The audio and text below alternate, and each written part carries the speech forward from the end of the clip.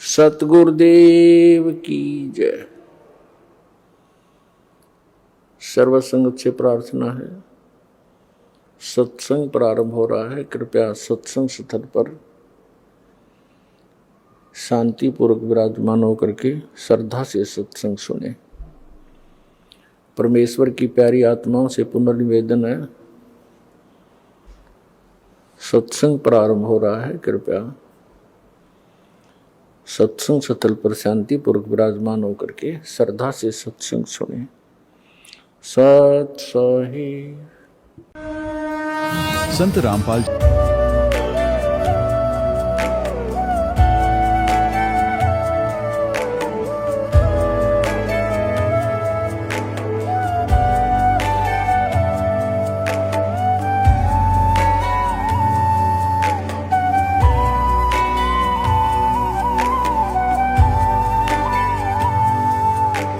जब लग गुरु मिले न साचा, तब लग गुरु करो 10 पांचा। क्या गुरु बदल सकते हैं? क्या गुरु बदलने से पाप लगता है? अध्यात्म के इस मैदान में आखिर सही गुरु कौन है? गीता जी में वर्णित तत्वदर्शी संत कौन है?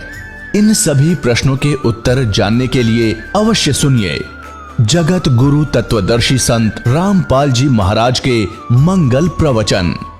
सभ्यताओं के इतिहास में मनुष्य ने सदैव मार्गदर्शन की तलाश की है। अंधकार से प्रकाश की ओर जाने के लिए, अराजकता से व्यवस्था की ओर बढ़ने के लिए। हम कहते हैं कि गीता हिंदुओं का दर्शन है, बाइबल ईसाइयों का विश्वास है और कुरान मुस्लिमों का ईमान है। ये धर्म ग्रंथ व्यक्ति की आस्था को तो दिशा दे सकते हैं, लेकिन जब बात एक राष्ट्र के संचालन की हो, एक संगठित समाज की हो, तो वहां आस्था से ऊपर उठकर एक व्यवस्था की आवश्यकता होती है। और वो व्यवस्था, वो सर्वोच्च शक्ति संविधान कहलाती है। लेकिन क्या आपने कभी सोचा है, एक संविधान वो है जो संसद के गलियारों में लिखा गया, और एक संविधान वो है जो सृष्टि रचयिता द्वारा लिखा गया है। आज हम पन्नों पर लिखे कानूनों से परे उस शाश्वत कानून की यात्रा करेंगे जिसे परमेश्वर का संविधान कहा जाता है। सबसे पहले ये समझना आवश्यक है कि आखिर संविधान है क्या। संविधान मात्र कागजों का पुलिंदा या नियमों की एक सूची भर नहीं है। ये किसी भी राष्ट्र की आत्मा का लिखित स्वरूप है। ये वो पवित्र दस्तावेज है जो शासन की शक्ति और नागरिक की स्वतंत्रता के बीच संतुलन स्थापित करता है। किंतु यहाँ एक विचारणीय प्रश्न खड़ा होता है, मानव निर्मित संविधान कितना भी श्रेष्ठ क्यों ना हो, वो पूर्ण नहीं है। उसे समय समय पर संशोधन की आवश्यकता पड़ती है। आज जो कानून सही है, हो सकता है कल वो पुराना पड़ जाए। एक देश का संविधान दूसरे देश में लागू नहीं होता। सीमाएं बदलते ही नियम बदल जाते हैं। तो क्या इस ब्रह्मांड में कोई ऐसी भी संहिता है, कोई ऐसा भी विधान है जिसमें कभी संशोधन की आवश्यकता नहीं पड़ती, जो युगों युगों से अटल है, जो भारत में भी वही है और अमेरिका में भी वही, जो पृथ्वी पर भी लागू होता है और सुदूर आकाश गंगाओं पर भी? एक संविधान ऐसा है, ये है परमेश्वर का संविधान। ये वो सर्वोच्च नियमावली है जो मानव निर्मित कानूनों की सीमाओं से परे है। इसे किसी स्याही से नहीं, बल्कि कर्म और नियति के सिद्धांतों से लिखा गया है। ये केवल किसी एक संप्रदाय, जाति या राष्ट्र के लिए नहीं, बल्कि संपूर्ण मानव जाति और प्राणी मात्र के लिए है। संसार के न्यायालय में गवाह झूठ बोल सकते हैं, सबूत मिटाए जा सकते हैं, लेकिन ईश्वरीय संविधान की अदालत में, जिसे हम कर्म फल का सिद्धांत कहते हैं, वहां न तो कोई अपील होती है, न कोई दलील और न ही कोई वकील। वहां न्याय सुनिश्चित है। चलिए समय के पहिए को थोड़ा पीछे घुमाते हैं। दर्शकों, एक समय था, प्राचीन काल, जिसे हम सतयुग कहते हैं। उस समय मानव जीवन इसी परमेश्वर के विधान का हूबहू प्रतिबिंब था। उस दौर में संविधान कागजों पर नहीं, बल्कि मनुष्य के अंतःकरण में लिखा होता था। प्रकृति और पुरुष के बीच एक अद्भुत संतुलन था। क्योंकि मनुष्य ईश्वरीय विधान का पालन करता था, तो प्रकृति भी मनुष्य का पालन करती थी। वो ऐसा समय था जब ऋतुएं अपने धर्म से नहीं भटकती थीं, वर्षा समय पर होती थी, धरती सोना उगलती थी और वायु में प्राण शक्ति थी। शास्त्रों में वर्णन मिलता है कि उस समय मनुष्य रोग मुक्त, शोक मुक्त और दीर्घायु होता था। हजारों वर्षों की आयु कोई चमत्कार नहीं, बल्कि उस परमेश्वर के संविधान के पालन का परिणाम थी। समाज में पुलिस या न्यायालय की आवश्यकता नहीं थी, क्योंकि प्रत्येक व्यक्ति अपने स्वधर्म को जानता था। चोरी, लूटपाट या हिंसा का विचार भी मन में आना असंभव था। क्यों? क्योंकि हर व्यक्ति ये जानता था कि वो एक विराट ईश्वरीय व्यवस्था का हिस्सा है और किसी दूसरे को पीड़ा देना स्वयं को पीड़ा देने के समान है। किंतु समय शाश्वत है और परिवर्तन उसका नियम। जैसे जैसे समय का चक्र घूमा और हम कलयुग की ओर बढ़े, मनुष्य ने उस सर्वोच्च संविधान की धाराओं को तोड़ना शुरू कर दिया। हमने प्रकृति के कानून को चुनौती दी और अहंकारवश अपने तुच्छ नियम बनाने शुरू कर दिए। परिणाम आज हमारे सामने है। असंतुलित प्रकृति, महामारियां, अकाल मृत्यु और समाज में व्याप्त अविश्वास। हमने राष्ट्रों के संविधान तो बना लिए, लेकिन उस परम पिता के संविधान को भुला दिया, जिसके कारण आज मानवता कराह रही है। लेकिन क्या ये अंत है? नहीं। अंधकार कितना भी गहरा हो, सूर्य के उदय को नहीं रोक सकता।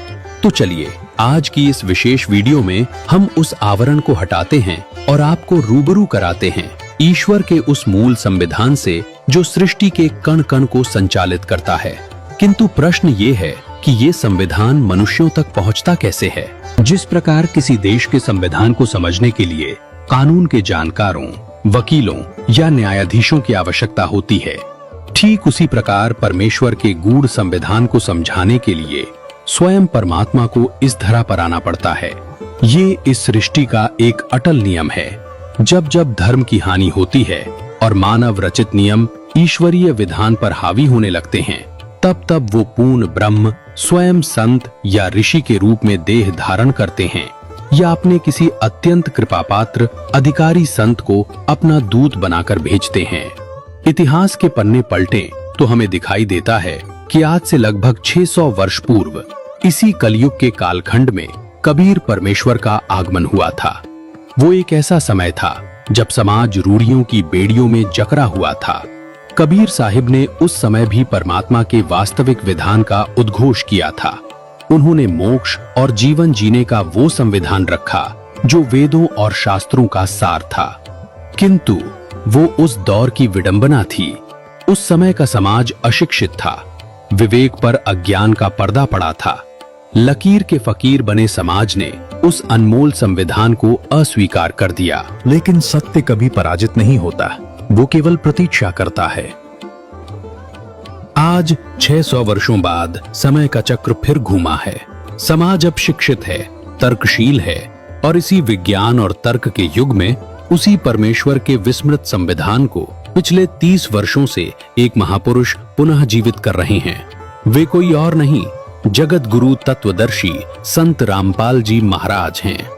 संत रामपाल जी महाराज केवल प्रवचन नहीं दे रहे, बल्कि वो उस ईश्वरीय संविधान की वकालत कर रहे हैं जिसे अपनाने के बाद लाखों लोगों के जीवन से न केवल बुराइयां छूटी हैं, बल्कि उनके घरों में सुख, शांति और समृद्धि का वास हुआ है।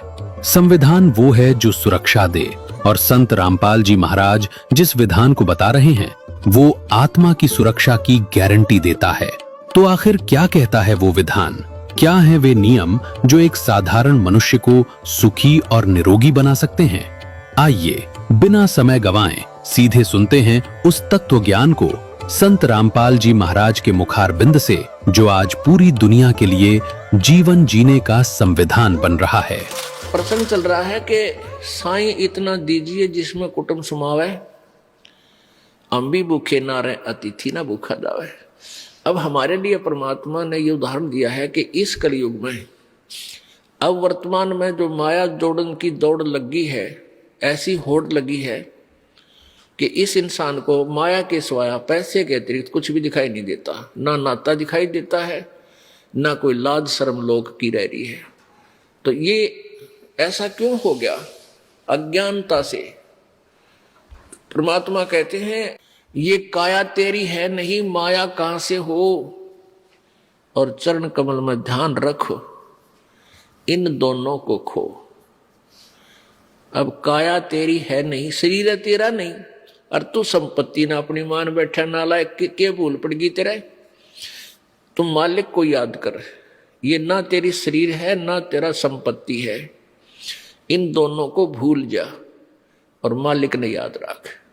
इस मिट्टी से ये 5 तव का पुतला जब ये समाप्त हो जाएगा, इसका समय पूरा होगा, उसी समय इसको स्वाहा कर देंगे, जला देंगे, ये राख बन जाएगा, पहचान भी नहीं होगी किसकी है। और इसके ऊपर गद्दे लोटा करेंगे। और इस मिट्टी से हम लाभ उठा सकते हैं, परमात्मा पा सकते हैं, इस मिट्टी से हम सोना बना सकते हैं। उसको भूलकर हम केवल एक ही काम लगे रहते हैं, संपत्ति माया जोड़ने के। अब इधर पश्चिमी देशों में क्या है, माया की कमी नहीं रही, उनके पास बहुत धन हो गया। अब वो धन हो गया तो उनको धन बहुत हो गया, अब उनको शांति नहीं। शांति प्राप्त करने के लिए वो उस माया ने छोड़कर नो कहे बाहर जंगल में बैठते हैं जाकर के, हफ्ता 10 दिन 15 दिन किसी तरह शांति मिल रहा है। तो पुण्यात्माओं, इस बीमारी ने कट्ठाई क्यों करा है? परमात्मा पर विश्वास रखो, कैसे मदद करेगा भगवान आपकी। कबीर साहब कहते हैं, साईं इतना दीजियो जिसमें कुटुंब समावे, हम भी भूखे ना रहें, अतिथि न भूखा जावे। इतना मांगिए। परमात्मा जब आप सच्ची भक्ति करोगे, आपके किसी भी कार्य में बाधा नहीं आने देगा। अब हम अपने परिवार के लिए जो मांग कहा है कि भी हम भी भूखे ना रहें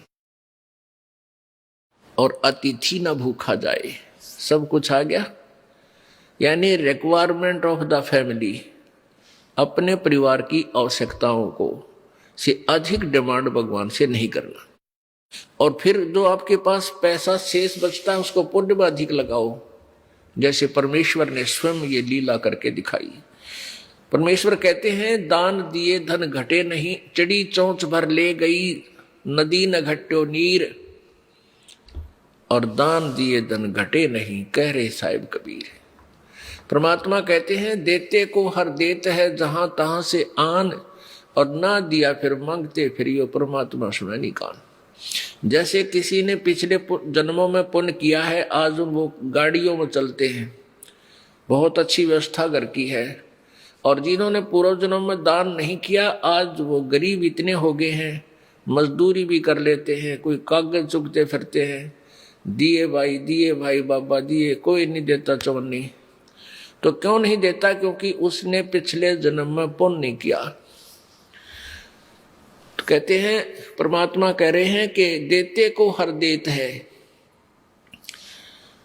किसी ने दान किया है पूर्व जन्म में, तो आज भगवान उसके ठाठ कर रखे हैं।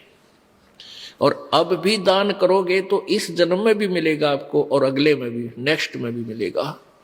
और दान करोगे ही नहीं तो दोगे, मिलेगा कहां से? देते को हर देत है जहां तहां से आन।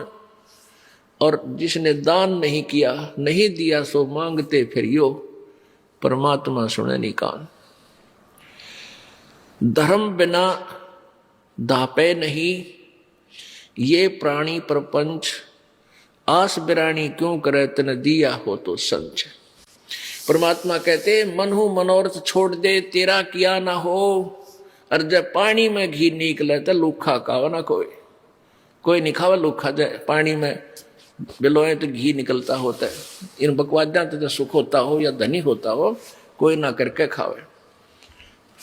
एक चोर था, वो चोरी करता था। एक भक्त किसान था। परमेश्वर कबीर जी आते रहते हैं रूपांतर करके।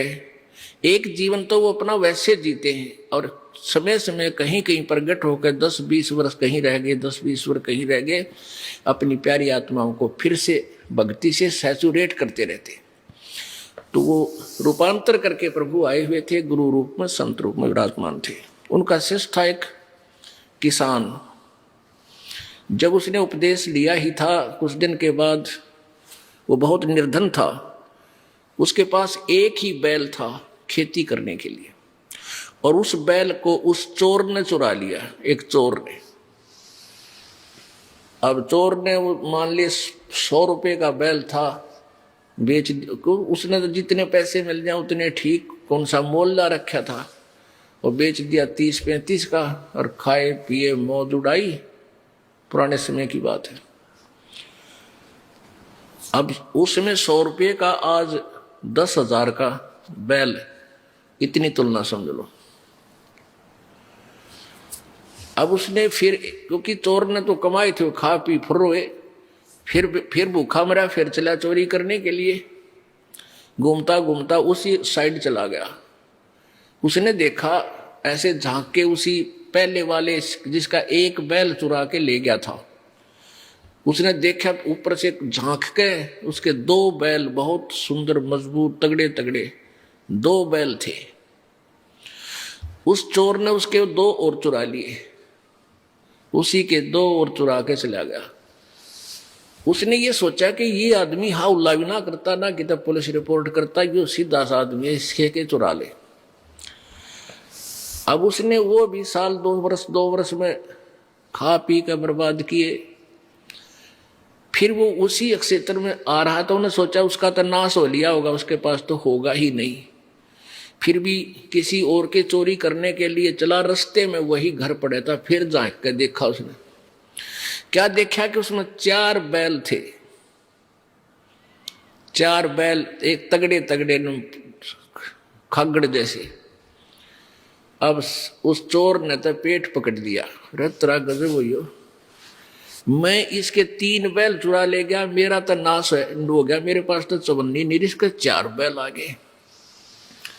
भाई इस आदमी से तो पूछना चाहिए कि जादू जंत्र जाना है ऐसा। तब उसने क्या किया, वो किसान, गर्मियों के दिन थे, किसान बाहर सो रहा था अपने आंगन में, बैल साइड में बंधे हुए थे।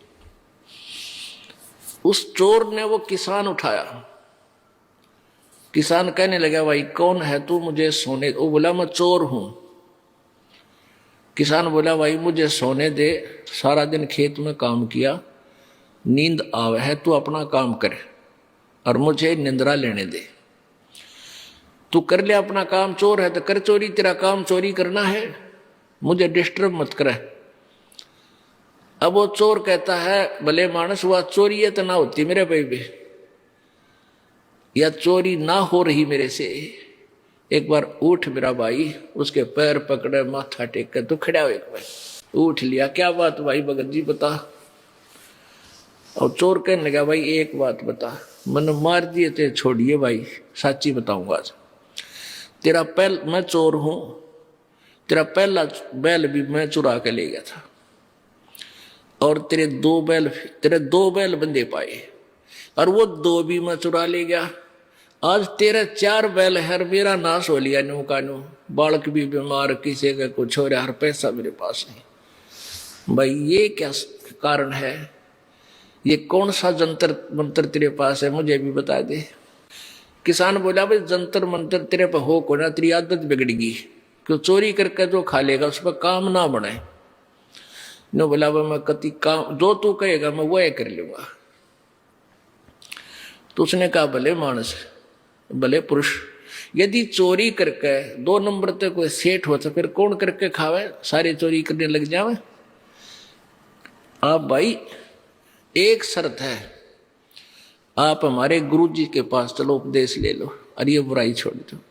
1 साल में 2 वर्ष में तुझे दिखा दूंगा, तेरे ठाठ होए। भगवान सब कुछ कर सकता है। वो कहने लगा, भाई जैसे तू कहेगा मैं ऐसे कर लूंगा। अगले दिन काम छोड़ दिया उस किसान ने, खेत नहीं जोता। उस दिन उसको नवाया धोया, खाना खा और चल सतगुरु के पास चलेंगे। उसने सारी बता दी। तो सतगुरु जी के सामने जाके अब संत जी कहने लगे, बेटा तेरा सौभाग्य है, तेरे एक भी बात समझ में आ गई, कोई बात नहीं। फिर वो ज्ञान सुना, रोने लग गया। वो चोर के है, भगवान मन तक घने पाप कर दिए इस पापी के, तो कभी ये पाप भी समाप्त हो जाओगे। उसने क्या बताया चोर ने कि एक व्यक्ति, वो श्याम ने भैंस लाई, 6 महीने में उनको भैंस का जुगाड़ बना। कुछ अपने घर से पैसे इकट्ठे किए, कुछ दूसरों से इकट्ठे किए, वो भैंस लाई और परिवार के लोग बड़े खुश हो रहे। मैं छुप कर बैठ गया उस चोरी करने के लिए। वो बच्चे कह रहे थे माता पिता से कि बहुत दिनों में दूध हुआ है, मेरी दही रखना, मैं मक्खन खाऊंगा, मैं ऐसे करूंगा, और बड़े खुशी मना रहे। रात में मैं चोरी कर ले गया उसको। अब क्या बीती होगी उन परिवार के सदस्यों के साथ, तो सुबह हाहाकार मची होगी। तो ये पाप परमात्मा मेरे कट जाएंगे। प्रभु बोले, गुरुदेव बोले, बेटा ठीक है, अनजाने में ये प्राणी ना जाने कितनी गलतियां कर देता है, पर उपदेश ले, आज के बाद पाप मत करिए, नहीं फिर अक्षमा नहीं होगा। दोनों कान पकड़ दिए जी, फिर चोरी नहीं करूंगा। फिर उसने कहा जा उपदेश ले और भक्ति कर बेटा, देख रंग भगवान के कुछ दिनों में। अब उसके बच्चे बीमार थे, उधर से चोरी करके ले जा, उन बच्चा में लाग जा, एक अंधा हो रहा है कि टांग पैरालिसिस हो रहा, इस तरह बुरा हाल उसका। उन बच्चा ने लिया ठा के साया ने, एक गुरु जी उपदेश दे दो, इन पर दया करो। वो नाम लिया, धीरे धीरे बगैर ही औषधि के मालिक के आशीर्वाद तो बालक भी ठीक होने लगे। अब उस किसान ने कहा कि ले भाई, ये एक बैल तू और ले जा और अपना कमा ले, धंधा करके खा भाई। वो कहने लगा भाई बैल तो मैं ले जाऊंगा तेरा एक, पर तेरे पैसे दूंगा सारे, पहले वाले बैलों के भी और इसके भी। किसान बोला भाई वह तले तेरी मौज है, बाकी मैंने तेरे पैसे की कती आवश्यकता नहीं। तो उसने क्या किया, अपना धंधा करना शुरू किया। 2-3 वर्ष के बाद उसका खूब ठीक गुजारा हो गया। तो 3 बैलों के पैसे, 4 बैलों के पैसे लेकर उस किसान के पास आया। कहने लगा भाई तेरा भला हो, आपने मुझे बहुत ही अच्छा मार्ग दिखा दिया और ये पैसे ले तेरे सारे। उससे किसान बोला भाई मेरे को पैसे मेरे परमात्मा ने दे दिए थे, 4 बैल बांध दिए मेरे, एक सीजन में इतनी कणक होगी थी मेरे पास, उन 3 बैलों की चोरी के भी सब में ठाठ कर दिए। ये पैसे मालिक को दे, तेरा पुण्य बनाए।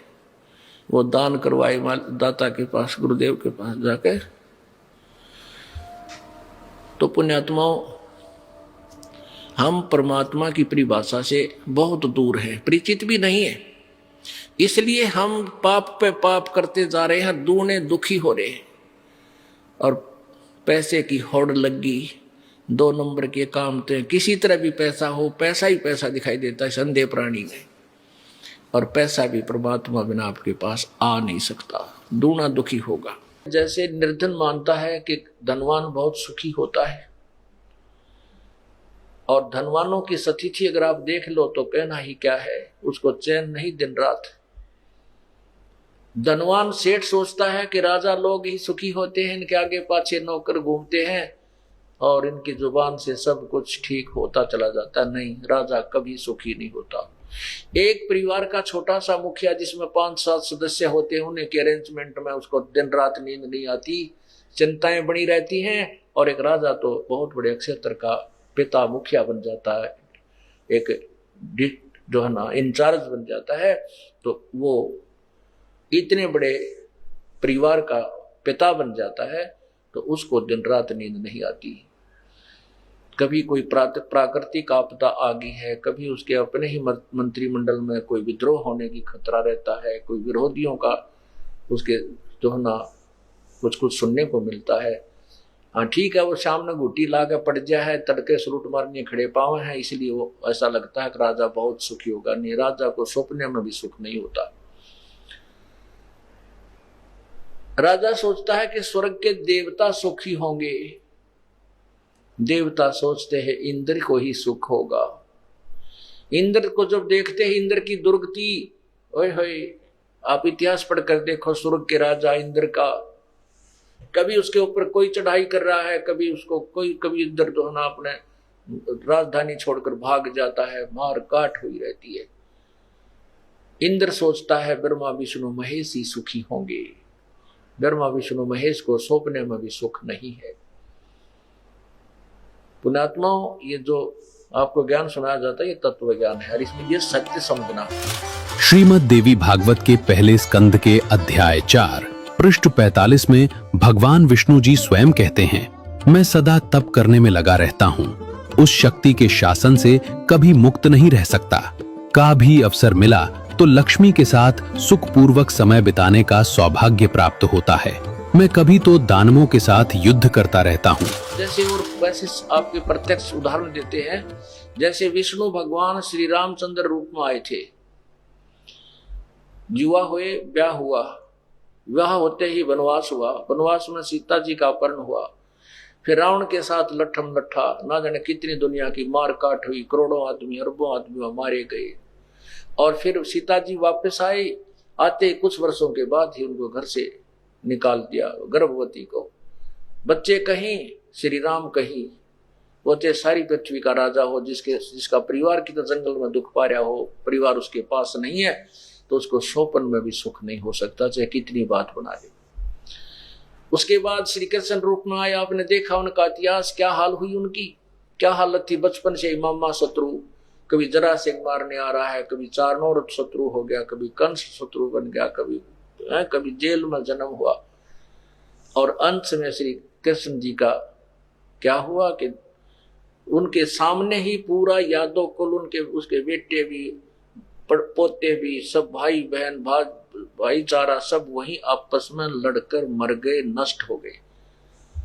जिस व्यक्ति की आंखों के सामने सारा परिवार मर जाए, वो कितना सुखी हो सकता है। तो परमात्मा हमें क्या बताते हैं, भाई तन दर सुखिया कोई न देखा, जो देखा सो दुखिया हो, उदय अस्त की बात करते हैं, मन सबका किया विवेक का हो, सबका किया विवेक का हो। तन दर सुखिया कोई ना देखा, जो देखा सो दुखिया हो, उदय अस्त की बात करते हैं, मन सबका किया विवेक का हो, सबका किया विवेक का हो।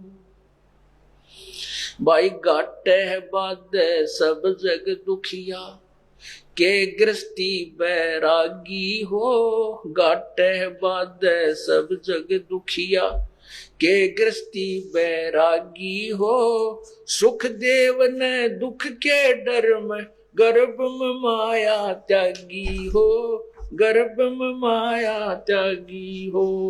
तन दर सुखिया कोई न देखा, जो देखा सो दुखिया हो, उदय अस्त की बात करते हैं, मन सबका किया विवेक का हो, सबका किया विवेक का हो। भाई जंगम दुखिया योगी दुखिया, तपस्वी को दुख दूना हो, जंगम दुखिया योगी दुखिया, तपस्वी को दुख दूना हो। आशा तृष्णा सब में व्यापे, कोई मैल ना सुना हो, कोई मैल ना सुना हो। तन दर सुखिया कोई ना देखा, जो देखा सो दुखिया हो, उदय अस्त की बात करते हैं, मन सबका किया विवेक का हो, सबका किया विवेक का हो। भाई साच कहूं तो यू जग ना माने, और झूठ कही ना जाई हो। साच कहूं तो यू जग ना माने, पर झूठ कही ना जाई हो। ब्रह्मा विष्णु ये शिव जी दुखिया, जिन ये राह चलाई हो, जिन ये राह चलाई हो। तंदर सुखिया कोई न देखा, जो देखा सो दुखिया हो। उदय अस्त की बात करते हैं, मन सबका किया विवेक का हो, सबका किया विवेक का हो। फिर क्या बताते हैं, भाई सुरपति दुखिया भूपति दुखिया, ये रंक दुखी बपरीती हो। शोरपति दुखिया भूपति दुखिया, रंक दुखी बपरीती हो।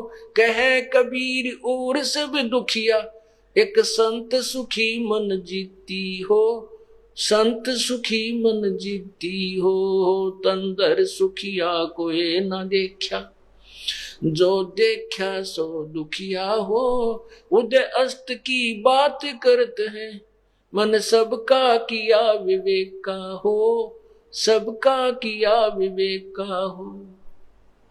भाई सुरपति दुखिया भूपति दुखिया, रंक दुखी बपरीती हो। सुरपति दुखिया भूपति दुखिया, रंक दुखी बपरीती हो। कह कबीर और सब दुखिया, एक संत सुखी मन जीती हो। संत सुखी मन जीती हो। तंदर सुखिया कोई न देखा, जो देखा सो दुखिया हो। उदय अस्त की बात करते हैं, मन सबका किया विवेक का हो। सबका किया विवेक का हो। सत साहेब अब क्या बता रहे हैं? परमात्मा कहते मैंने तो इस 21 ब्रह्मांड में कोई व्यक्ति, कोई भी प्राणी जिसने शरीर धारण किया हुआ, हमने को सुखी देखा नहीं। परमात्मा कहते हैं ब्रह्मांड 21 आग लगी है और ये कृत्रिमबाजी सभी ठगी है। 21 के 21 ब्रह्मांड में आग लगी हुई है। ऐसा बुरा हाल है। ऊपर देवताओं की पढ़ लो कहानी पुराणों के अंदर, देवताओं राक्षसों के लट्ठम लट्ठा, ऋषियों के आपस में खेचा ताणी, वो उसको श्राप दे रहा है, वो उसको श्राप दे रहा है, और पता ना कितनी मार काट, बुरा हाल है भगवान। परमात्मा कहते हैं साच कहूं तो जग नहीं मानता, क्योंकि ब्रह्मा विष्णु महेश के बारे में आज से 500-600 साल पहले कोई सुनने को तैयार नहीं था। और परमात्मा उस समय भी इसी ज्ञान का डंडोरा पीटा करते थे, जो दास उन्हीं के द्वारा दिए हुए ज्ञान का आज आपके समक्ष ढंडोरा पीट रहा है, उसको उजागर कर रहा है। अब तो सु आ गया आपने, क्योंकि आप पढ़े लिखे हो, शिक्षित हो, और अपने शास्त्र आपके पास समक्ष हैं, हिंदी में अनुवादित हैं। आप देख करके एक बार तो उछल कूद सी बनाया मन में, नो कैसे, और प्रमाण देखते फिर नो कहे जो इसमें लिखा है, और फिर शांत हो जाता है। विष्णु पुराण में ऐसा है, फिर वो पुराण खरीद के लाता है। देवी पुराण में ऐसा कहाँ लिखा, वन तो ना पढ़ा। गीता में से कैसे लिखा है, हमने तो नहीं पढ़ा, अरसा रोज पढ़ा करते, अन्यों का हमने तो नहीं पढ़ा तो था, पर काल ने तुम्हारी बुद्धि ऑफ कर रखी थी, ऑन नहीं होने दी। अब ऑन कर दी परमात्मा ने। अब काल का रिमोट यहाँ फेल हो गया, उसका काम कर नहीं रहा, उसकी रेंज समाप्त होगी परमात्मा के सामने। अब वो ज्ञान हमारी समझ में आ रहा है। तो परमात्मा कहते हैं साच कहूं तो जग नहीं मानना, ये मारण नाम है मेरे को, और झूठ में कह नहीं सकता। साच कहूं तो जग नहीं माने, झूठ कही ना जाई हो। ये ब्रह्मा विष्णु शिव जी दुखिया जिन ये राह चलाई हो। कौन सी राह? रजगुण ब्रह्मा से उत्पत्ति, सतगुण विष्णु से सतिथि, और तम गुण विष्णु से मृत्यु, हमारा संहार। कहते ये भी दुखिया। फिर क्या बताते हैं? सुरपति दुखिया भूपति दुखिया, और रंक दुखी बपरीती हो। सुरपति देवताओं का राजा, सुर माने देवता, पति माने स्वामी। देवताओं का राजा इंद्र भी दुखी, और भूपति सारी पृथ्वी का शासक हो तो भी दुखी। एक सन और रंक दुखी बपरीती हो। गरीब तो स्वाभाविक दुखी, उसके ऊपर तो सारी आपत्तियां करें तो नाम नहीं ले रहे, उनके विषय बता रहे हैं, लेकिन नाम लेने के बाद तो सेठ और गरीब एक जैसा हो जाएगा भगवान के दरबार में, क्योंकि परमात्मा दोनों की आपत्तियों को टालना शुरू कर देगा और 2 रोटी सुथरी देना प्रारंभ कर देगा। कहते रंग दुखी बपरीती हो, और कह कबीर और सब दुखिया, एक संत सुखी मन जीती हो। अब संत मन कैसे जीतेंगे? मन चाहता है घुटी ला लूं, शराब पी लूं, मन चाहता है बीड़ी पीऊं, मन चाहता है सिनेमा देखूं, मन चाहता है अब क्यों नहीं सत्संग में चलूंगा, यही देख लेते हैं, फिर देखें। नहीं, जिन्होंने इन मन की बकवादों को हटा दिया, बुराई त्याग दी और सत्संग में आने में आलस नहीं करते, वो सुखी होंगे। और फिर सुखी कौन होगा? जो ना तो इंद्र का राज्य चाहेगा, ना स्वर्ग में वासा चाहेगा, ना यहाँ कोई देवता बनना चाहेगा, ना यहाँ कोई मंत्री पद स्वीकार करना चाहेगा। वो केवल परमात्मा की महिमा का गुणगान करके, अपनी भक्ति करके सतलोक जाएगा, सतलोक में सुखी हो जाएगा। वो सतलोक कैसा है? शंखों लहर मेर की उपजे कहर नहीं जा कोई, दास गरीब अचल अविनाशी सुख का सागर सोई। शंखों लहर मेहर की उपजे। ओए होए, आप देखते हो कभी कभी जब अच्छे मूड में होते हैं ना, तो ऐसी अंदर से हिलोर उठती है अपने आप, कोई भी बुरा नहीं लगता, ना किसी के प्रति द्वेष होता, इतनी आत्मा निर्मल होकर के और सबको मित्र मानती है। किसी के साथ थोड़ा बहुत कोई द्वेष भी है तो उसको भी, वो भी बुरा नहीं लगता। तो वो मेहर की लहर थी। और उसके बाद फिर ये कहर की लहर शुरू हो जाती है। उसने ऐसे बोल दिया, उसको ऐसे कर दूंगा, उसने उसके पैसे देने हैं, उसने मेरे पैसे नहीं दिए, ऐसा कर दिया, वैसा कर दिया, ये कहर की लहर शुरू हो जाती है।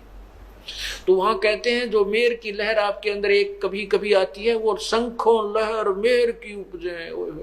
वो वहां पर ना बीपी हाई होता, ना लो होता, ना कोई सिर में दर्द, ना कोई चिंता, ना ले। जैसे बाबू यहाँ सत्संग में आए हो, ये मिनी रिहर्सल है सतलोक की।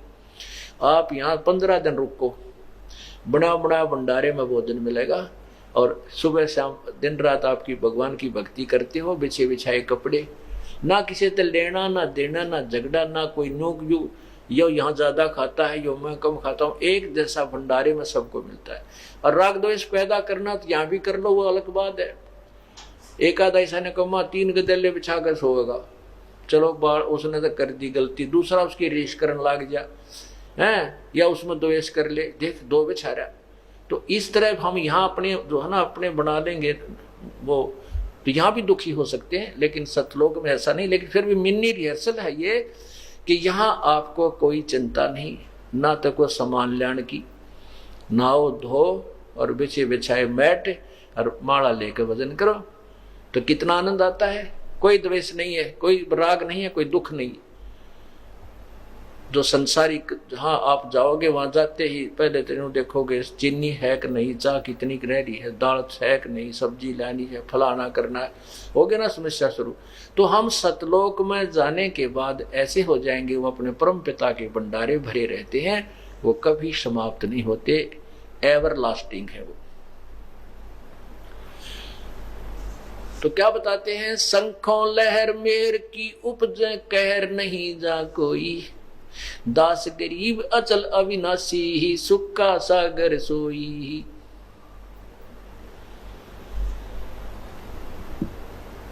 इसलिए क्या बताते हैं, मन चल रहे सुख के सागर, जहां शब्द सिंधु रत्नागर। अब इसमें गरीबदास साहिब जी ने क्या बताने की चेष्टा की है कि हे अपने ही मन को कह रहे हमें समझाने के लिए भोली आत्माओं को।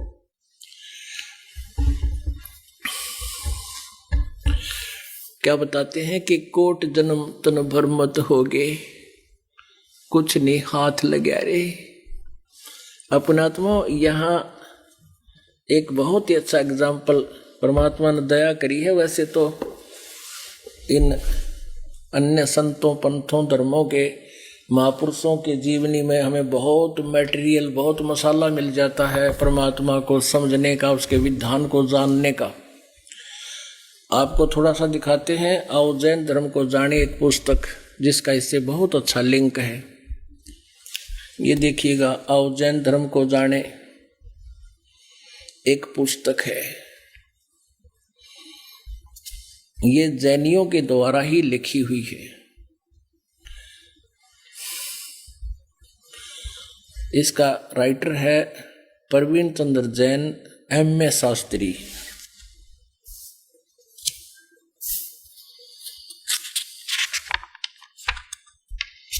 आओ जैन धर्म को जाने, लेखक प्रवीण चंद्र जैन, M.A. शास्त्री, जम्बूदीप हस्तिनापुर। प्रकाशक है श्रीमती सुनीता जैन, जम्बूदीप हस्तिनापुर, मेरठ, उत्तर प्रदेश में। ये कहाँ से मुद्रित है? Dinendra Jain new receive offset printers, ये मेरठ में छपी है।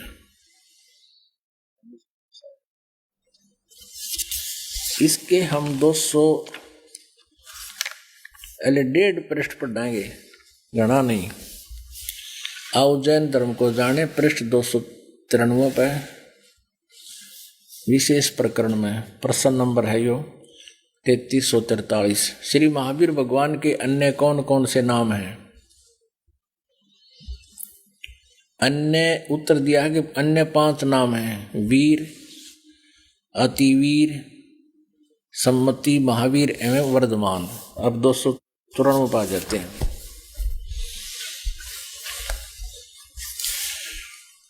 श्री महावीर भगवान के जीवन का कथन कहाँ से प्रारंभ होता है? श्री महावीर भगवान के जीवन का कथन कहाँ से प्रारंभ होता है? प्रश्न है। उत्तर, पुरुरवा नामक भील की पर्याय से। ये पहले पुरुरवा नामक भील था यह आत्मा, फिर पुरुरवा भील कौन था, उसने क्या किया? पुष्कलावती देश की पुंडरीकीणी नगरी में वह भीलों का राजा था। उसने सागरसेन मुनिराज से मदमास मधु का त्याग व्रत लिया था, जिसे जीवन पर्यंत पालन किया। श्री महावीर भगवान का जीव पुरुरवा भील की पर्याय से कहाँ गया? पहले सौधर्म स्वर्ग में एक सागर की आयु वाला देवता हुआ, देव हुआ। फिर कहाँ गया? भरत चक्रवर्ती की रानी अनंतमती से मारीची नामक ज्येष्ठ पुत्र हुआ। ये भरत ऋषभ देव का बेटा था और मारीची भरत का पुत्र और ऋषभ देव जी का पौत्र था। बेटे का बेटा पौत्र, ये मारीची। ये आगे चलकर महावीर जैन हुआ और इस मारीची ने सबसे पहले ऋषभ देव जी से दीक्षा ली थी, यानी प्रथम तीर्थकर से उपदेश लेकर आगे इसने के लाभ प्राप्त हुआ। हानि क्या हुई, क्या लाभ हुआ? मारीची के पर्याय से महावीर भगवान का जीव किस पर्याय में गया? ब्रह्म स्वर्ग में देव हुआ, फिर अयोध्या नगरी में कपिल ब्राह्मण की काली स्त्री से जटिल नामक पुत्र हुआ, फिर सौद्र स्वर्ग में एक सागर की आयु वाला देव हुआ, फिर इस भरत क्षेत्र की सूतिका नामक गांव में अग्निभूत ब्राह्मण और गौतम स्त्री की अग्निश नामक पुत्र हुआ, फिर स्वर्ग में गया। अब हम सारा घुमा कर यहाँ आ जाते हैं 295 पे। मंदिर नगर में साल का ब्राह्मण पत्नी की से भारद्वाज नामक पुत्र हुआ। भारद्वाज के शरीर से महावीर भगवान पर्याय से महावीर भगवान का जीव कहाँ गया? महेंद्र स्वर्ग में देव हुआ।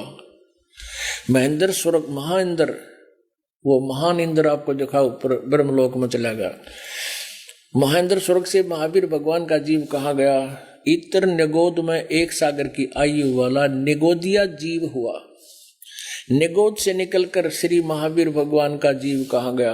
अनेक भाव धारण किए हुए इस प्रकार हैं। ओए होए होए, 1000 बार, यानी इतने जन्म हुए उसके इकट्ठे।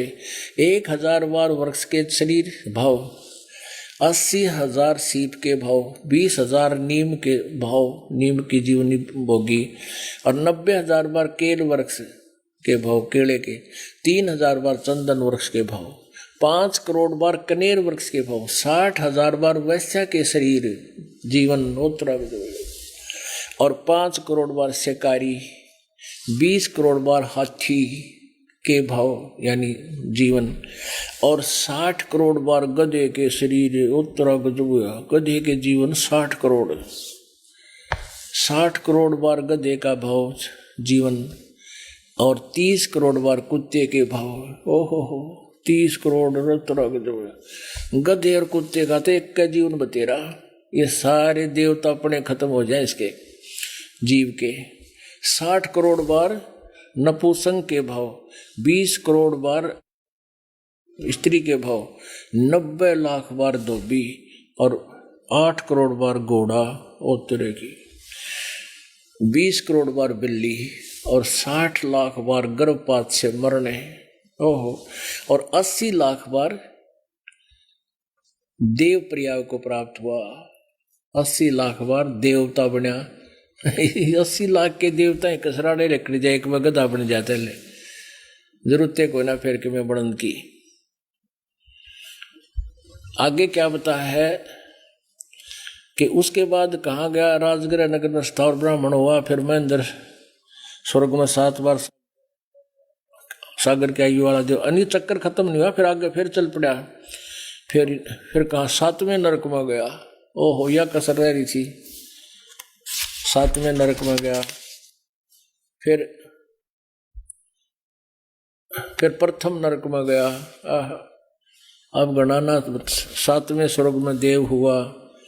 यहां देखिए, पुष्पोत्तर विमान में जम्बू द्वीप के छतरपुर नगर में नंदीवर्धन राजा की वीरमती रानी से नंद नामक पुत्र हुआ। नंद का जीव फिर कहाँ गया? पुष्पोत्तर विमान में देव हुआ। तदनंतर 24 में तिरंत कर श्री महावीर भगवान हुए। अच्छा, श्री महावीर भगवान के जीव ने कितने पाखंड मत चलाए? 363 पाखंड मत चलाए। जय हो बंधी छोड़ की। अब क्या बताते हैं परमात्मा? कोट जन्म तन भर मत होगे, कुछ ना हाथ लग्या रे। कुकर सुकर खरबया बोरे, कौआ हंस बुगारे। कोटि जन्म तू राजा की, न्या मिटी न मन की आशा। भिक्षुक होकर दर दर घूम लिया, ये मिला न निर्गुण रासा। इंद्र कुबेर ईश की पदवी, ब्रह्मावण धर्मराया। विष्णुनाथ के पुर को जाके तो फिर भी उल्टा आया। असंग जन्म तन मर्त्या होगे, जीवित क्यों न मरे रे। 12 मद महल मठ बोरे, बहुर न दे धरे रे। दोजक बहिष्ठ, दोजक माने नरक, बहिष्ठ माने स्वर्ग। कहते हैं दोजक बहिष्ठ सभी ते देखे, राजपाट के रसिया। 3 लोक से तरपत नाही, ये मन भोगी खसिया।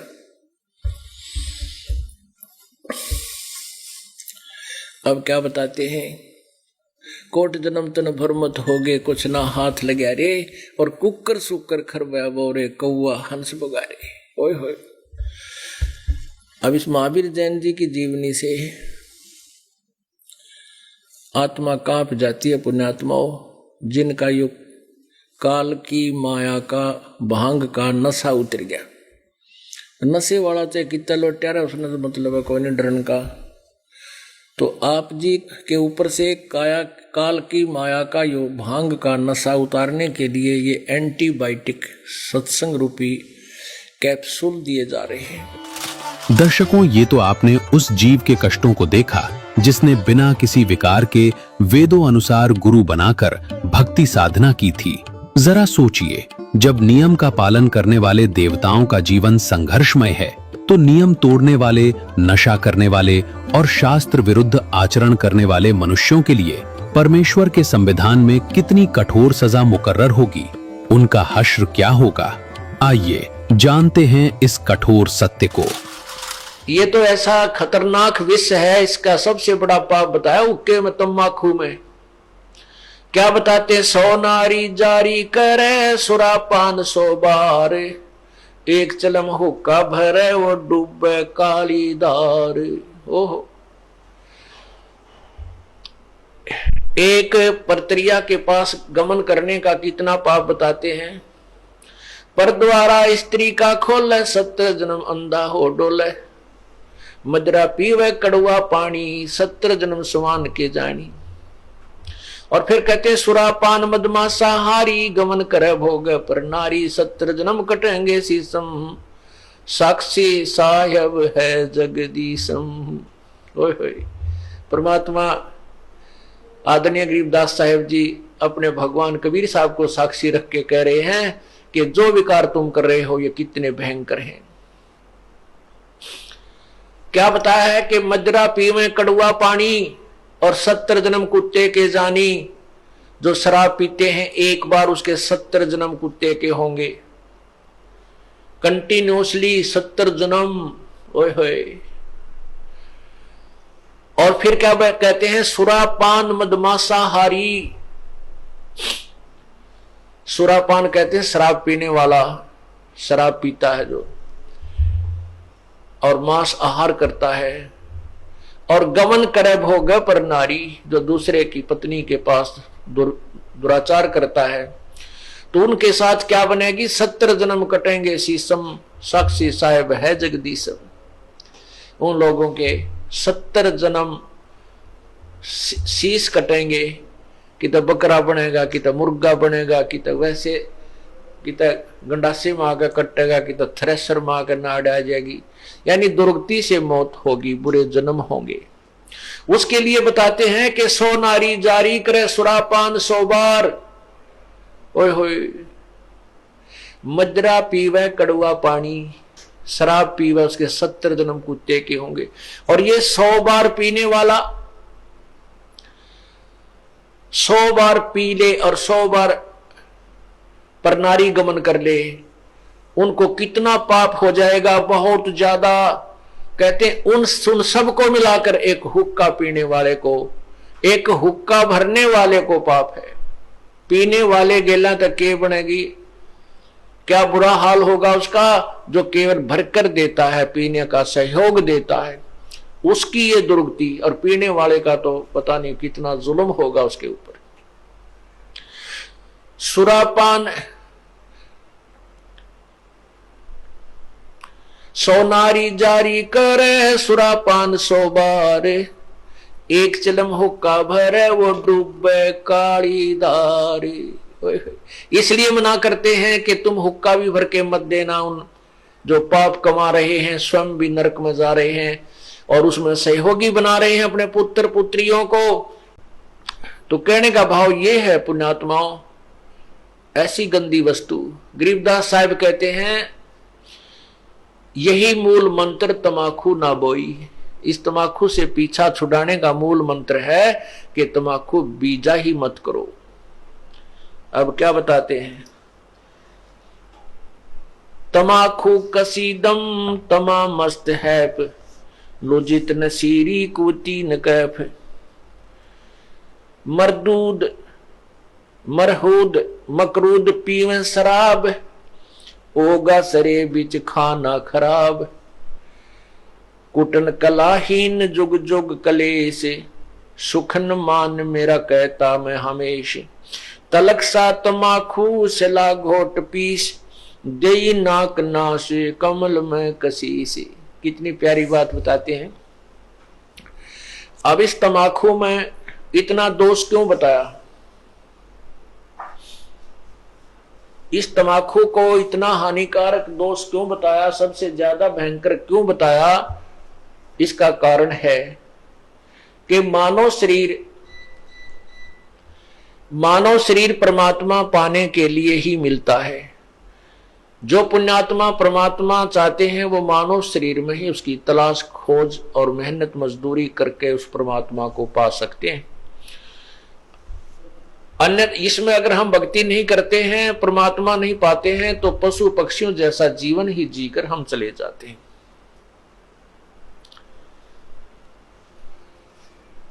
अब ये हमारे शरीर में कमल बने हुए हैं, कमल। इन कमलों में भगवानों का वास है। मूल कमल में गणेश जी और स्वाद कमल में सावित्री ब्रह्मा जी, नाभि कमल में विष्णु और लक्ष्मी जी, हृदय कमल में शिव और पार्वती जी, और कंठ कमल में शेरा वाली दुर्गा जी। तो ऐसे जब हम ये तमाकू पीते हैं या सूंघते हैं, सूंघना भी पाप है, तो उसकी वासना हमारे शरीर में बने हुए कमलों में जाती है और वहां विराजमान भगवानों के को परेशान करती है, उनको दुख पहुंचाती है, वो बहुत दुखी होते हैं। अब जैसे रिश्तेदार आ जावे और उसको कमरे में बैठा के अच्छी रोटी खाना खुना खिला के और उससे मैं एक छोटे से कमरे में ही और धुआं कर दे,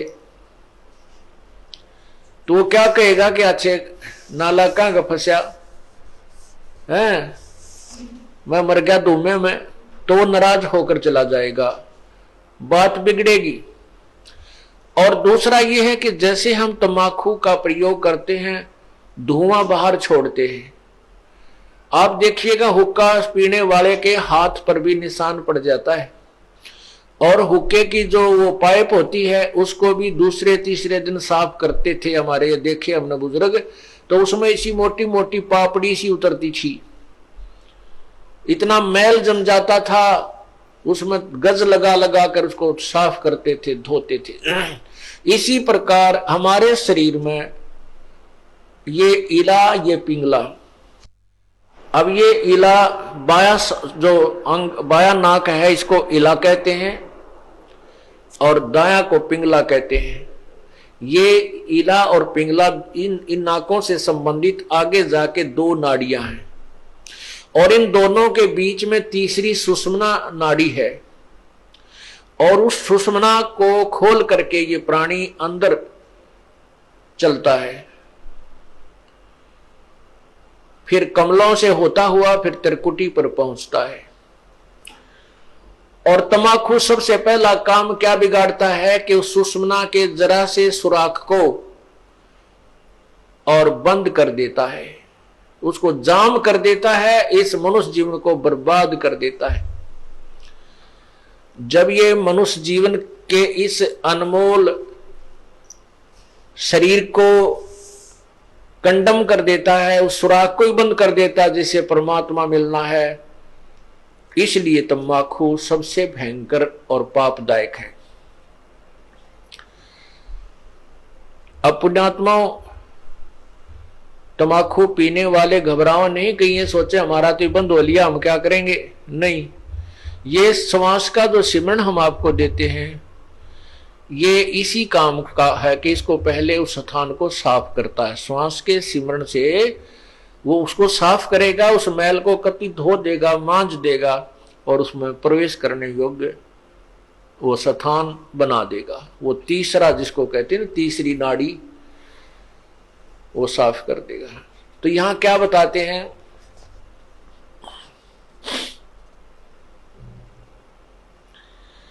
तलक सा तमाकू सिला घोट पीस, दई नाक नासा कमल में कसीस,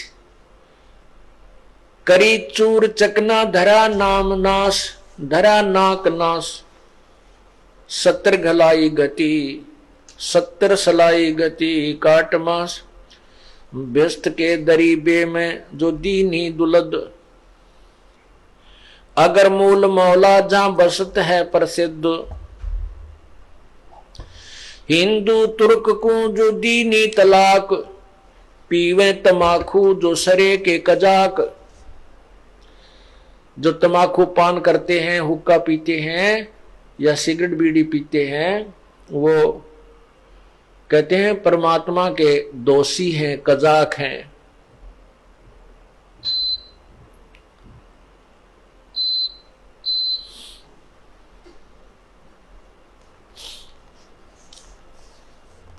अब फिर क्या बताते हैं, हिंदू लोग तमाकू प्रयोग करते हैं और उधर से गाय को माता के दर्जे में लेते हैं, गाय को माता मानते हैं। तमाकू की उत्पत्ति कैसे हुई? एक ऋषि का साधु था राजा, एक ऋषि का साधु राजा था और एक दिन राजा ने अपने साधु ऋषि को आमंत्रित किया अपने घर पर जलपान के लिए। तो राजा ऋषि ने बहुत मना किया अपनी पत्नी को कि राजाओं का और ऋषियों का कोई मेल नहीं होता, राजा बड़े अभिमानी होते हैं, ये कोई हमारे सिर में दर्द करेंगे। लेकिन वो ऋषि पत्नी नहीं मानी, कहने लगे मेरी बहन कब कब मुझे बुलावे, आप तो नाक चढ़ाया करो, कोई भी काम हो जा। अर्थात ऋषि जी को विवश कर दिया राजा के घर जाने के लिए। अब राजा के घर गए तो राजा ने अपनी जो महिमा बना दिखाने के लिए और ऋषि पत्नी को प्रभावित करने के लिए बहुत अच्छे आहार, मेज पोस्ट मेज का ऊपर काजू किस्मत सेब संतरे कर नाना प्रकार की सब्जी बनवा के, जलेबी कचौड़ी पकौड़ी दही खीर हलवा सारे व्यंजन लगवा दिए मेज पे। अब आहार किया ऋषि जी ने भी, ऋषि पत्नी ने भी, सब ने मिलकर आहार किया। अब चलते समय ऋषि जी ने कहना पड़ा, जी आप भी हमारे यहां आइएगा, एक औपचारिकता होती है। तो राजा ने कहा अवश्य आएंगे, कभी समय मिला तो अवश्य आएंगे।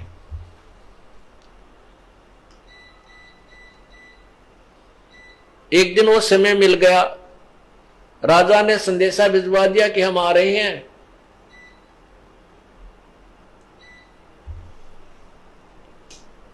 अब ऋषि पत्नी चिंतित हुई कि वो तो सचमुच आ रहे हैं, और साथ में ये संदेशा भेज दिया कि मेरे साथ हजारों की संख्या में अंगरक्षक होंगे, मेरे सैनिक होंगे। अब राजा चाहता था कि ऋषि को नीचा दिखाना, ये एक बूंदी बीमारी है, साडू, ये दिखाना चाहता था कि मैंने ऐसे ऐसे आहार कराए हैं और ये ऋषि जी कुछ नहीं करा पाएगा, इसकी मिट्टी पलीत होगी। और परमात्मा कहते हैं कबीरा सब जग निर्धना, धनवंता ना कोई, धनवंता सो जानियो जप राम नाम धन होए।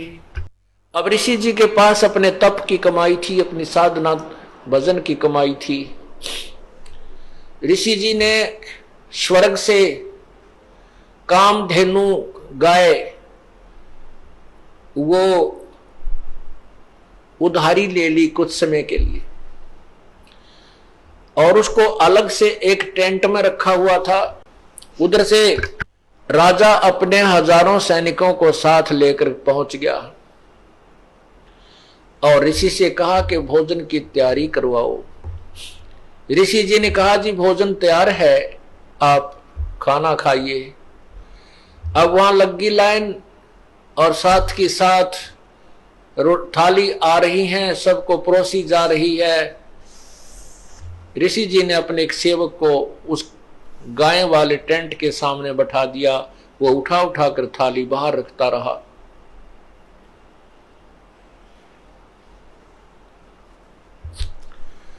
अब जब सब सैनिकों ने खाना खा लिया और ऐसा स्वादिष्ट भोजन उन्होंने कभी नहीं खाया था, तब राजा ने पूछा कि हे ऋषि जी, आपके पास ना कहीं कोई भोजन बनाने की व्यवस्था नजर आ रही है, ना किधर को चूल्हा डाल रखा तुमने, ना कोई हलवाई बुला रखा, ये ऐसा भोजन, स्वादिष्ट भोजन कहां से आ रहा है?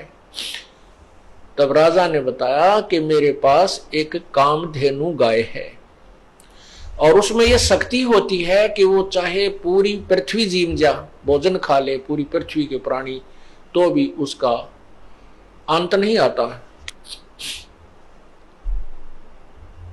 तो राजा के अब साडू की यारी दोस्ती इतनी होती है, अब राजा की नीत में खोट आ गया, नीयत में खोट आ गया। उसने सोचा यू कंगाल क्या करेगा, इस गाय का मैं ले चलता हूं, बहुत ज्यादा सेना है मेरे पास और ये गाय सभी आहार करा दिया करेगी। कहने लगा ऋषि जी, ये गाय मुझे दे दे, आप क्या करोगे इसकी? ऋषि जी ने कहा ये गाय मेरी नहीं है, मैं उधारी लाया हूं, मैं आपको नहीं दे सकता।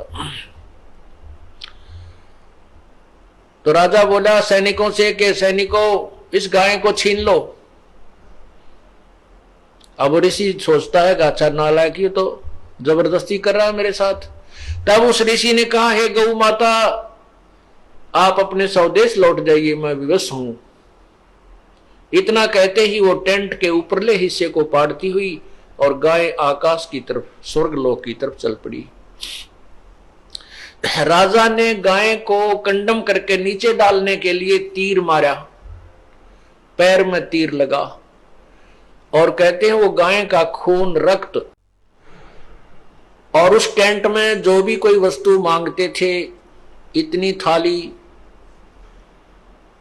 हलवे की, इतनी थाली खीर की, इतनी थाली दाल की, इतनी सब्जी की, तोरी की सब्जी, घिया की सब्जी, सब प्रकार की, काजू, किस्मत, सेब, संतरे, दही, बड़े, यानी जो भी वहां उस आवश्यकता थी उस भंडारे में सभी उपलब्ध उस कामधेनु ने करवा दी। ऋषि जी के पैसे यानी पुण्य की कमाई स्वर्ग में जमा हो गई, उसके प्रतिफल में उसको वहां सब वस्तु प्राप्त हो गई। जमीन पर गिरा और गाय चली गई, तो जहां जहां वो खून गाय का गिरा वहीं पर कहते हैं तम्बाकू की उत्पत्ति हुई। अब हिंदू लोग एक तरफ तो माता को इतना प्रिय मानते हैं, गाय को अपना मां के तुल्य आदर देते हैं, और फिर मां के खून को पी रहे हैं। क्या बताते हैं, खो नाम खो का तमा नाम गाय, 100 बार सौगंध इसको ना खाए। तमा नाम खून का, खो नाम खून का, और तमा नाम गाय, सौगंध 100 बार इसको ना खाए। तम्बाकू, खून, खू का अर्थ खून, खून, तमाकू खून, और तमा फारसी का शब्द है, तमा माने गाय होती है। तमाकू यानी गाय का खून। खू नाम खू का तमा नाम गाय, सौगंध 100 बार इसको ना खाए ना पीवे। कहते हैं आप एक तरफ तो गाय को इतना प्रिय मानते हो, आदरणीय मानते हो, और फिर गाय के खून से उत्पन्न इस तम्बाकू को पीते हो। दर्शकों, नशा केवल शरीर का नाश नहीं करता, ये भक्ति का भी नाश करता है। लेकिन इससे भी जघन्य अपराध जो ईश्वरीय संविधान में अक्षम्य की श्रेणी में आता है, वो है जीव हत्या और मांसाहार। मनुष्य सोचता है कि किसी बेजुबान को मारकर खाना उसका अधिकार है, लेकिन वो भूल जाता है कि जिस संविधान ने उसे जीवन दिया है, उसी संविधान ने उस मूक पशु को भी जीने का अधिकार दिया है। परमेश्वर का न्यायालय खून के हर कतरे का हिसाब मांगता है। मांस खाने वालों के लिए उस सर्वोच्च विधान में क्या धाराएं हैं? क्या उन्हें माफी मिलती है या उन्हें भुगतना पड़ता है नरक का महाकष्ट? सुनिए इस विषय पर परमेश्वर का स्पष्ट और अटल विधान। एक समय परमात्मा कबीर जी जब यहाँ वो परमेश्वर बनारस के अंदर काशी में लीला करने आए हुए थे, वो यही ज्ञान प्रचार किया करते थे जैसे दास आपको बता रहा, जो परमात्मा ने, परमेश्वर कबीर जी ने 600 वर्ष पहले अपने मुख्य ज्ञान में, तत्व ज्ञान में बोला था। उसी ज्ञान को परमात्मा प्रचार किया करते थे, और दोनों धर्मों को, हिंदू और मुसलमानों को, दोनों को कहा करते, तुम एक ही प्रभु के बच्चे हो, तुम अलग अलग नहीं हो।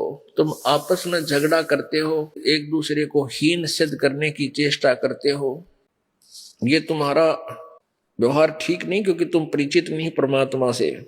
हिंदू को कहते थे और मुसलमानों को भी समझाते थे कि तुम जो साधना कर रहे हो तुम्हारी साधना ठीक नहीं है। क्या बताया करते थे, सुन का जी राजी नहीं, आप अलह खुदाए, गरीब दास किस हुक्म से ये पकड़ पछाड़ी गाय। जैसे मुसलमान भाई गाय को मारते हैं, काट देते हैं, मांस खाते हैं, तो परमात्मा कहा करते कि तुमने इस गाय को किसके आदेश से काट दिया? ये अल्लाह का आदेश नहीं है मांस खाने का। तुम्हारी किसी जो किताब यानी कतेब को, पवित्र बुक को उठाकर देखो, किसी में भी मांस खाने का आदेश प्रभु का नहीं है।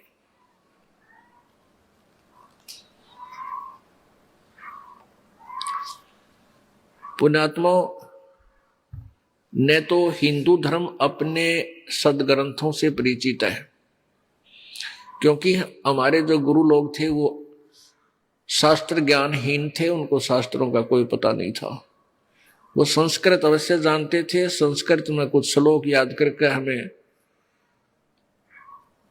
उनके आधार से कहा करते थे कि हम वेदों और गीता जी तथा पुराणों से ही तुम्हें ज्ञान बता रहे हैं, लेकिन वो हमें वेदों और गीता और पुराणों के विपरीत ज्ञान बताया करते थे।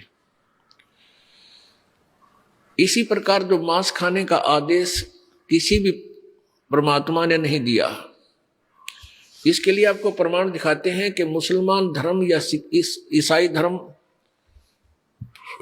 में किसी भी उस पूर्ण परमात्मा का आदेश मांस खाने का नहीं है। आपको पवित्र बाइबल के अंदर दिखाते हैं, और पवित्र बाइबल की जो वाणी है, पवित्र बाइबल का ज्ञान है, वो लगभग 50-40% पवित्र कुरान शरीफ के अंदर ज्यों का त्यों है। और इनका मानना है, मुसलमान धर्म और ईसाई धर्म वाले मानते हैं कि हमारा पूर्वज बाबा आदम था।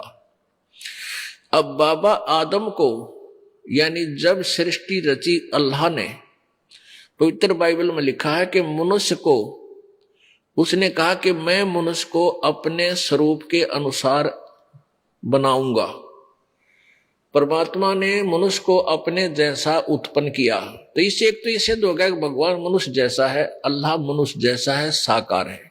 जबकि मुसलमान धर्म और ईसाई धर्म भी परमात्मा को निराकार कहते हैं, फॉर्मलेस कहते हैं, बेचून बोलते हैं। बेचून का अर्थ है निराकार, और फॉर्मलेस का अर्थ भी निराकार है। और जबकि हमारे उनके सदग्रंथ बता रहे हैं वो मनुष्य जैसा है, सशरीर है, और उसका नाम कबीर है। उसी उल्लेख में पवित्र बाइबल में सृष्टि उत्पत्ति ग्रंथ में लिखा है कि मनुष्य जब उत्पन्न कर दिए अल्लाह ने, पूर्ण परमात्मा ने, उसने उनको आदेश दिया कि तुम्हारे खाने के लिए छोटे छोटे बीज वाले पौधे, जैसे ये बाजरा, ज्वार, गेहूं और फलदार वृक्ष, नथिंग एल्स, और कुछ नहीं, मांस खाने का आदेश नहीं है। अब इस तरह उस परमात्मा ने 6 दिन में सृष्टि रची, और 7वें दिन वो तो उसने विश्राम किया, तख्त पर चला गया। उसके बाद क्या हुआ कि इस काल ने बागडोर संभाल ली इस 21 ब्रह्मांड की। आगे उसके बाद जो आदेश यदि बाइबल में है या कुरान शरीफ में है, वो उस पूर्ण परमात्मा का आदेश नहीं है, इस काल के दूतों का, काल के फरिश्तों का आदेश है। वो हमने नहीं मानना, क्योंकि वो उनके आदेश मानने से विधान टूट जाएगा प्रभु का। जैसे एक समय एक व्यक्ति का मित्र, एक दरोगा था, एक एसएचओ से दोस्ती थी एक ग्रामीण व्यक्ति की। उसने अपने मित्र दरोगा से कहा, जो उसी क्षेत्र का प्रभारी था, कि दोस्त, मेरा एक पड़ोसी है गुआंडी, साथ वाले मकान में, वो मुझे बहुत परेशान करता है, किसी प्रकार भी बाज नहीं आ रहा है, आप कुछ बताओ। उस एसएचओ ने कहा कि मार उसके लठ, माप देख लूंगा। आदेश मान लिया उसने एसएचओ का, अपने मित्र का, एक अधिकारी का, और आके अपने पड़ोसी के साथ झगड़ा ठान लिया, उसका लठ मार दिया। लठ मारते उसकी मृत्यु होगी। और फिर वही एसएचओ जो उसका मित्र था, वो उसको पकड़ के अरेस्ट कर ले गया, अपने मित्र को, जिसको आदेश दिया था कि तू इसको मार लठ, और जेल में डाल दिया। उसको सजा होगी 20 वर्ष की।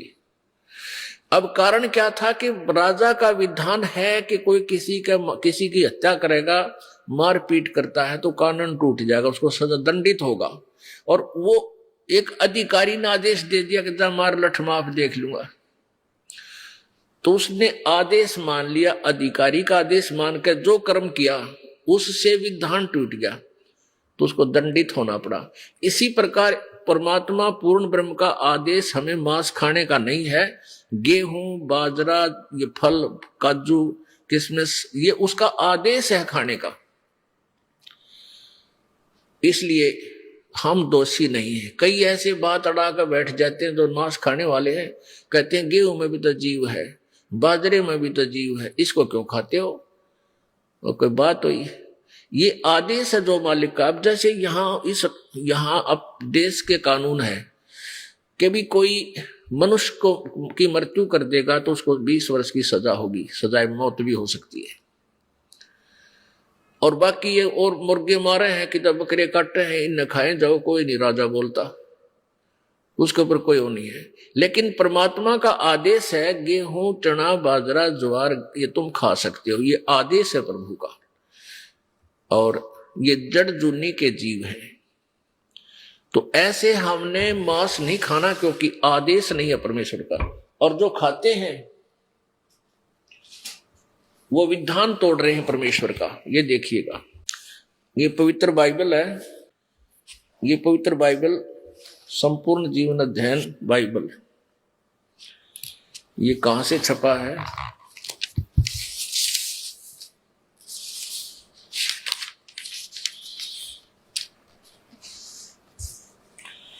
पवित्र बाइबल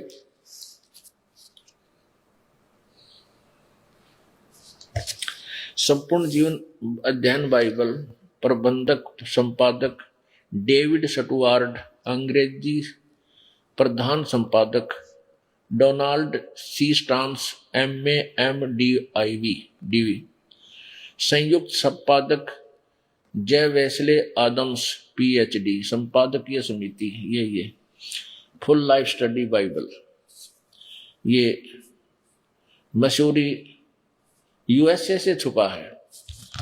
इसमें उत्पत्ति ग्रंथ में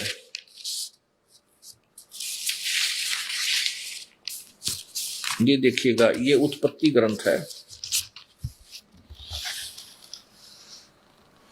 इसमें पर वर्णन है, मैं मौखिक सुनाऊंगा कि 6 दिन में परमात्मा ने सृष्टि रची। वो किस किस प्रकार रचा? जैसे जब परमेश्वर ने कहा उजियाला हो तो उजियाला हो गया। परमेश्वर ने कहा उजियाला को देखा अच्छा लगा, परमेश्वर ने उजियाले को अंधकार से अलग किया। पहले परमेश्वर ने आकाश और पृथ्वी की सृष्टि की। सब तो पहले पृथ्वी बेडौल और सुनसान पड़ी थी और गहरे जल के ऊपर अंधियारा था। परमेश्वर का आत्मा जल के ऊपर मंडराता था। जब परमेश्वर ने कहा उजियाला हो तो उजियाला हो गया। तो ये पहला दिन था। फिर दूसरा दिन, फिर तीसरा दिन में कुछ और रचना की, फिर चौथा दिन। ये उत्पत्ति ग्रंथ है और 4 पृष्ठ है। अब प्रश्न नंबर 5 पे देखिएगा, ये प्रश्न नंबर 5 पे है, ये 26वां श्लोक है इसका। फिर परमेश्वर ने कहा हम मनुष्य को अपने स्वरूप के अनुसार बनाएं, अपनी समानता में बनाएं, और वे समुद्र की मछलियों और आकाश के पक्षियों और घरेलू पशुओं और सारी पृथ्वी पर और रेंगने वाले जंतुओं पर जो पृथ्वी पर रेंगते अधिकार रखे। तब परमेश्वर ने मनुष्य को अपने स्वरूप के अनुसार उत्पन्न किया। अपने ही स्वरूप के अनुसार परमेश्वर ने उसको उत्पन्न किया, नर और नारी करके उसने मनुष्यों की सृष्टि की। इसे सिद्ध हो गया परमात्मा मनुष्य जैसा है, वो पूर्ण परमात्मा। आगे लिखा गया और परमेश्वर ने उनको आशीष दी, उनसे कहा कि तुम फूलो और फलो पृथ्वी पर फैल जाओ। फिर परमेश्वर ने कहा कि सुनो, जितने बीज वाले छोटे छोटे पेड़ सारी पृथ्वी के ऊपर हैं और जितने वृक्षों में बीज वाले फल होते हैं वे सब मैंने तुमको दिए हैं, वे तुम्हारे भोजन के लिए। और कुछ भी नहीं बताया। क्या बताया है कि जितने बीज वाले छोटे छोटे पेड़ और पृथ्वी के ऊपर हैं और जितने वृक्षों में बीज वाले फल होते हैं वे सब मैंने तुमको दिए हैं, वे तुम्हारे भोजन के लिए हैं। अपने आत्मा इस तरह 6 दिन में सृष्टि रच के उस पूर्ण परमात्मा ने विश्राम किया, अपने सचखंड चला गया। उसके बाद यहाँ की बागडोर इस ज्योति निरंजन ब्रह्म ने संभाल ली। और इसके फरिश्तों ने, अगर बाइबल में आगे कुछ लिखा है कि ऐसे मांस, कुछ लिखा इसमें ऐसे इन पक्षियों का मांस खाओ, इन पशुओं का खाओ, इनका मत खाओ, ये अल्लाह का आदेश नहीं है, उस सुप्रीम कोर्ट का आदेश नहीं है, ये एक अधिकारी फरिश्ते का आदेश हमने नहीं मानना है, भूल के नहीं मानना, इसको हम दंडित हो जाएंगे। प्रभु का विधान नहीं, हमने नहीं तोड़ना इसको।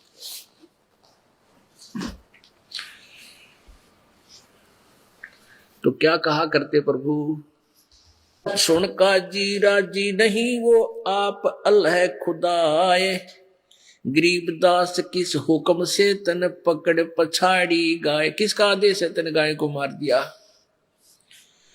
गौ हमारी मात है भाई पीवत जिसका दूध, गरीबदास का जी कुटल तन कत्ल किया औजूद। ये नालायक, या गाय तो हिंदू मुसलमान सबकी माँ है, क्योंकि जिसका दूध पीवा वो माँ होती है। और तूने किसके आदेश से ये मार डाली। एक गाय आपके परिवार को 8-9 वर्ष दूध पिलावे और 8-9 बार या ब्याह के आपको बच्चे दे के, और गई नई माताएं या गौ बच्ची बैल उत्पन्न करती है, कितना लाभ देती है। और तुम एक दिन मार के खा लेते हो, पाप करते हो। ये तुम्हारा पेट 9 वर्ष तक भरा है, 10 वर्ष तक। ऐसा जुल्म क्यों कर रहे हो, पाप के भागी हो रहे। क्योंकि वो परमात्मा थे, हमारे सबके पिता थे, और पिताजी का कर्तव्य बनता है अपने बच्चों को बुराई से बचावे और अच्छाई की तरफ ले चले।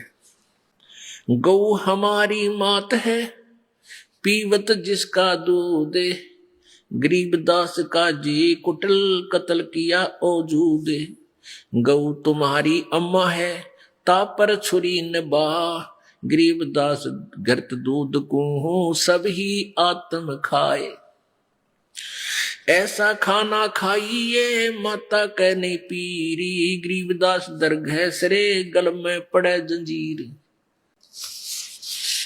अब ये परमात्मा ने तो भलाई की बात कही थी, वो काजी और मुल्ला चंगर गए और कहने लगे ये तो हमारे धर्म के विरुद्ध बोलता है। अरे अधर्म के विरुद्ध बोलते थे भगवान, धर्म के विरुद्ध नहीं बोलते थे। काजी पटक कुरान को उठ गए सिर पीटे, गरीबदास जुल्ह कही ये बाणी अकल अदीठ। जुल्ह दीन बिगारिया काजी आए फेर, गरीबदास मुल्ला मुर्ग अपनी अपनी बेर। मुर्गे से मुल्ला भय मुल्ला से फिर मुर्ग, गरीबदास दो जगदस तुमने पावे नहीं सुर्ग। अब देख शिक्षा दिया करते परमात्मा कि आज तुम मुर्गे को काट रहे हो, अगले जन्म में काजी तू मुर्गा होगा और मुर्गा बनेगा मुल्ला, फिर यूं तेरी गर्दन काटेगा। ऐसे क्यों पंगे में पा दे रखा आपने। काजी कलमा पढ़त है बच्चे फिर कुरान है, गरीबदास इस जुल्म से तेरे डूबे दोनों जिहान। एक तरफ तो तू कलमा पढ़ बकरे और मुर्गियां का जो है ना गौ का की गर्दन काटे, और फिर पवित्र पुस्तक को लेकर फिर उसने पढ़े, क्यों ड्रामा कर रहे हैं। ऐसा घोर पाप करके फिर पवित्रता कहाँ रही तेरे अंदर।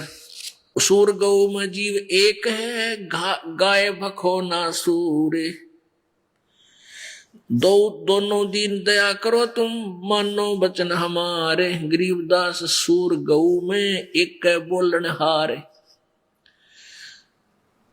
सूर गौ में एक जीव एक है गाय भखो ना सूरे, गरीबदास सूअर गऊ दोनों का एक नूरे। कहते हिंदू झटका मारे ही और मुस्लिम काजी करे हलाल, गरीबदास दोनों दीन का होगा हाल बेहाल। हिंदू तो यूं कहते हैं कि हम तो उसको झटके से मार देते, एकदम पीड़ा ना होती उसके।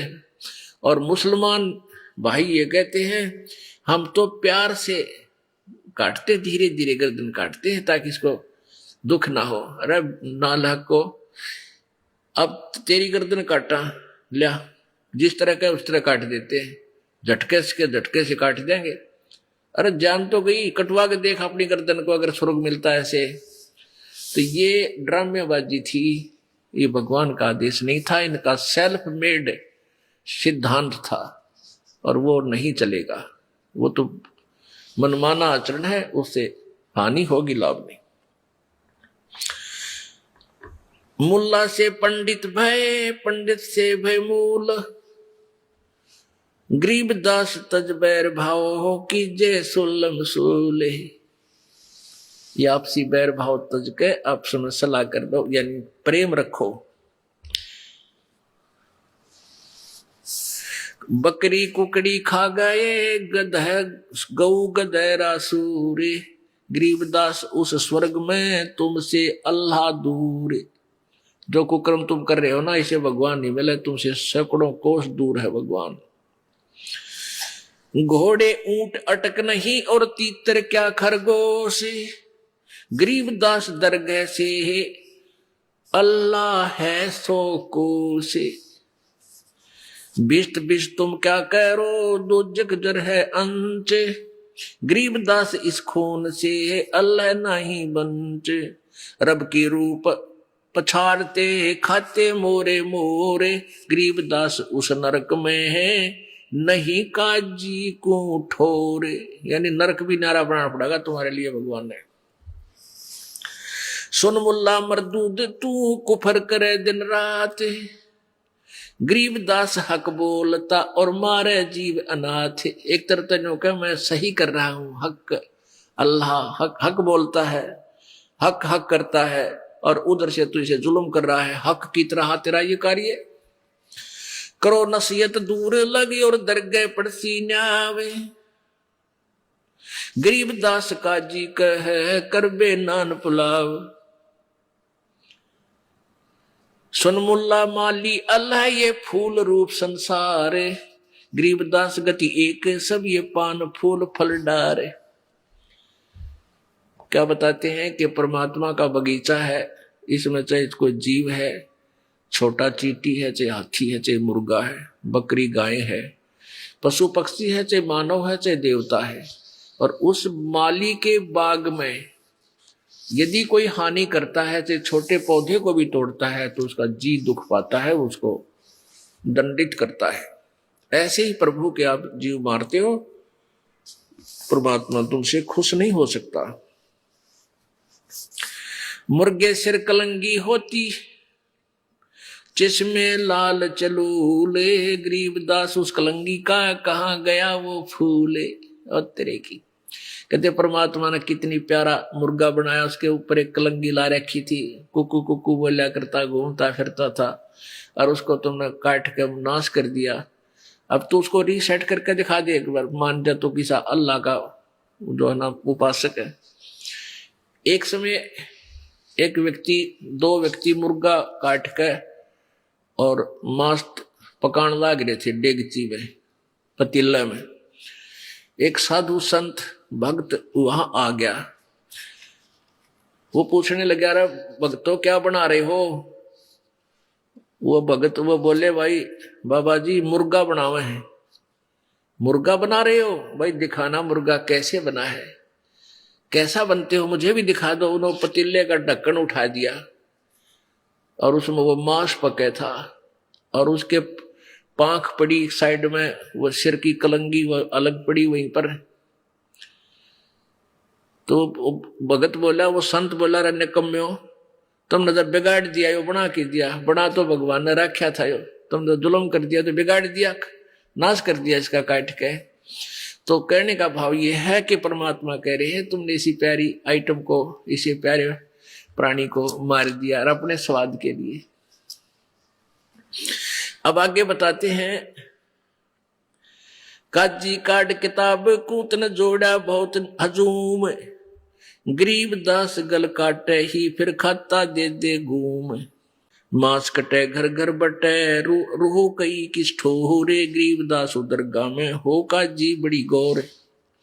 सुन काजी कलिया किया तने जाड़ स्वाद रे जिंद, गरीबदास दरगाह में पड़े गले बिच फंद। अब क्या बताते हैं, क्या खाओ तुम? बांसमती चावल पक्के गरत खांड टुकडारे, गरीबदास कर बंदगी ये कूड़े काम निवारे।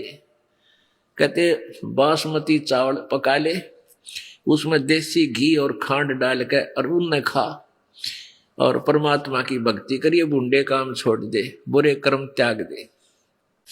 फुलके धोआ दाल डाल कर हलवा रोटी खाए, गरीबदास काजी सुन गुदा घरत ने ताए। ये गुद मांस मत खा, देखे फुलके बढ़िया फुलके बना, अच्छी बढ़िया दाल बना ले और हलवा रोटी, कितने बढ़िया आइटम भगवान ने दे रखे, तू इन न छोड़कर कुकर में पैर दे, ऐसा जुल्म कर रहा है। 300 रोजे खून कर फिर तस्बीली हाथ, गरीबदास दरगह सरे बहुत करी तय घात। गरीबदास साहिब जी परमात्मा से परिचित होने के बाद उस ज्ञान को, प्रभु कबीर जी द्वारा दिए ज्ञान को बता रहे हैं कि कबीर जी ये ज्ञान समझाया करते थे अपनी प्यारी आत्माओं को, हिंदू और मुसलमानों को। क्या कहते थे कि 300 रोजे खून करत हो, कैसे हो दीदारा, हिंदू और मुसलमानों को परमात्मा दोनों को समझाया करते थे। और क्या कहते थे, नहीं है दारम दारा वहां तो नहीं है दारम दारा, नहीं है दारम दारा वहां तो नहीं है दारम दारा, नहीं है दारम दारा वहां तो नहीं है दारम दारा, नहीं है दारम दारा वहां तो नहीं है दारम दारा। उस दरगाह में धर्म राय है, उस दरगाह में धर्म राय है, वो लेखा लेगा सारा, वहां तो नहीं है दारम दारा, नहीं है दारम दारा वहां तो नहीं है दारम दारा। मुल्ला को के बंग सुनावे, मुल्ला को के बंग सुनावे, वो ना बैरा करतारा, वहां तो नहीं है दारम दारा, नहीं है दारम दारा वहां तो नहीं है दारम दारा। 300 रोजे खून करत हो, 300 रोजे खून करत हो, तुम्हें क्यों कर हो दीदारा, वहां तो नहीं है दारम दारा, नहीं है दारम दारा वहां तो नहीं है दारम दारा।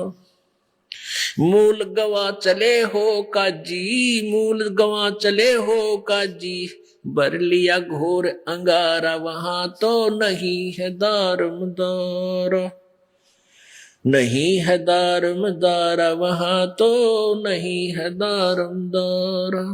बहुजल बूढ़ गए हो भाई, बहुजल डूब गए हो भाई, थारा की जगह मुंह काला, वहां तो नहीं है दारम दारा, नहीं है दारम दारा वहां तो नहीं है दारम दारा।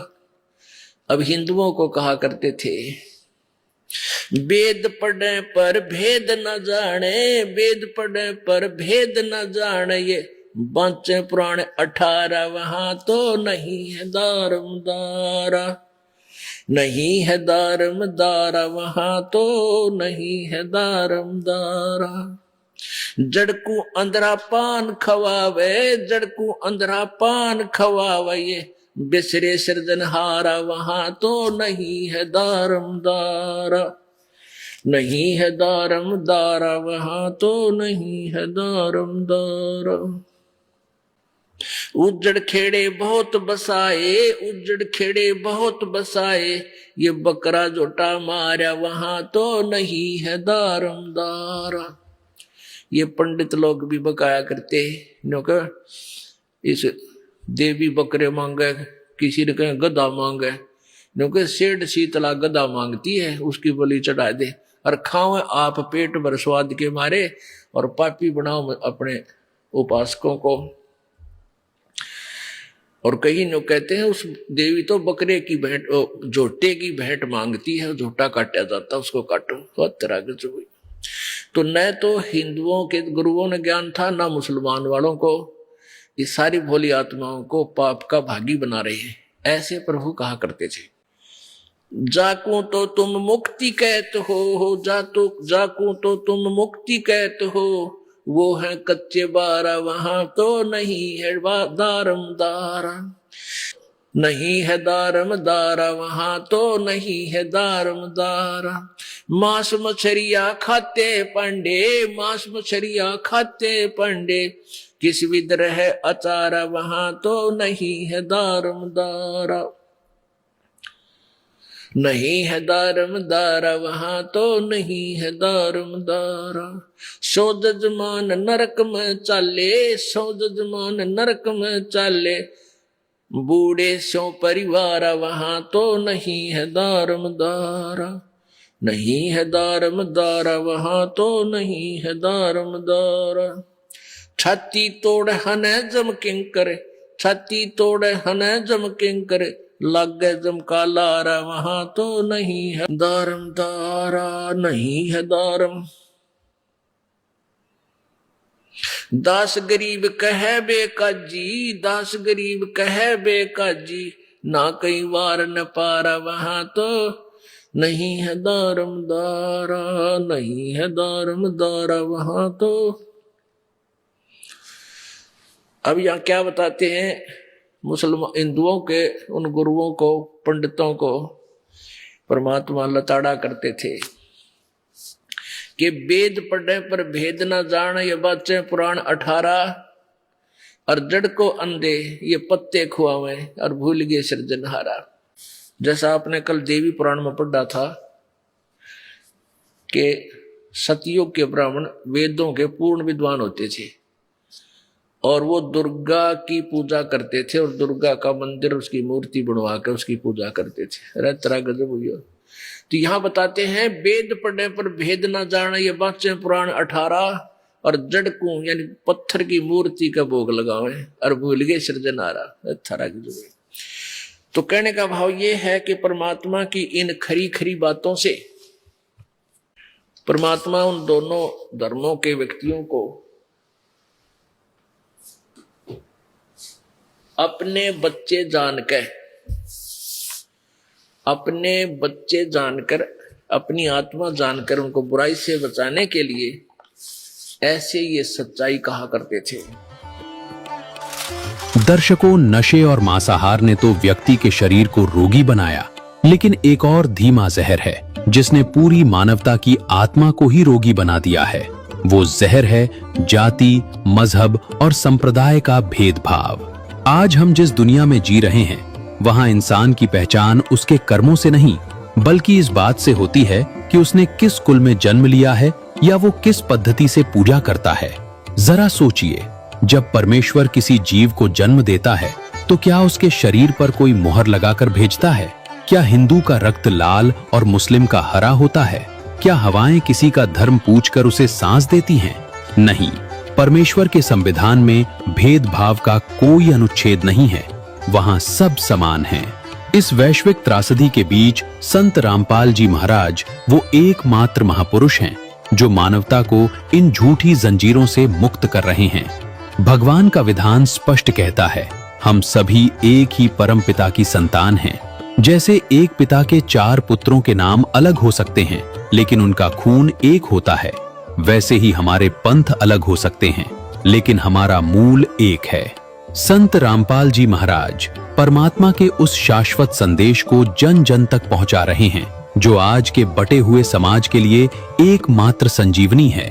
जीव हमारी जाति है, मानव धर्म हमारा। हिंदू, मुस्लिम, सिख, ईसाई धर्म नहीं कोई न्यारा। अर्थात हमारी जाति न ब्राह्मण है, न क्षत्रिय, न शूद्र और न ही वैश्य। हमारी जाति केवल जीव है और हमारा धर्म केवल मानवता है। आगे विधान कहता है, कबीर हिंदू, मुस्लिम, सिख, ईसाई आपस में हैं भाई भाई। आर्य, जैनी और बिश्नोई एक प्रभु के बच्चे सोई। चाहे कोई आर्य समाजी हो, जैनी हो या बिश्नोई, सब अंततः उसी एक मालिक के बच्चे हैं। और जब पिता एक है तो हम आपस में परदेसी या दुश्मन कैसे हो सकते हैं? हम सब भाई भाई हैं। ये केवल एक नारा नहीं बल्कि सृष्टि का परम सत्य है। परमेश्वर का संविधान वसुधैव कुटुंबकम से भी आगे बढ़कर निर्वैरता की बात करता है। जैसा कि कबीर साहिब ने अपने विधान में स्पष्ट किया है, कबीरा खड़ा बाजार में सबकी मांगे खैर, ना काहू से दोस्ती ना काहू से बैर। यही है वो सर्वोच्च संविधान। बाजार यानी ये संसार।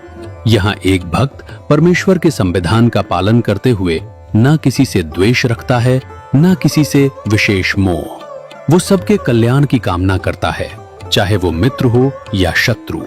आज संत रामपाल जी महाराज इसी विचारधारा को धरातल पर उतार रहे हैं।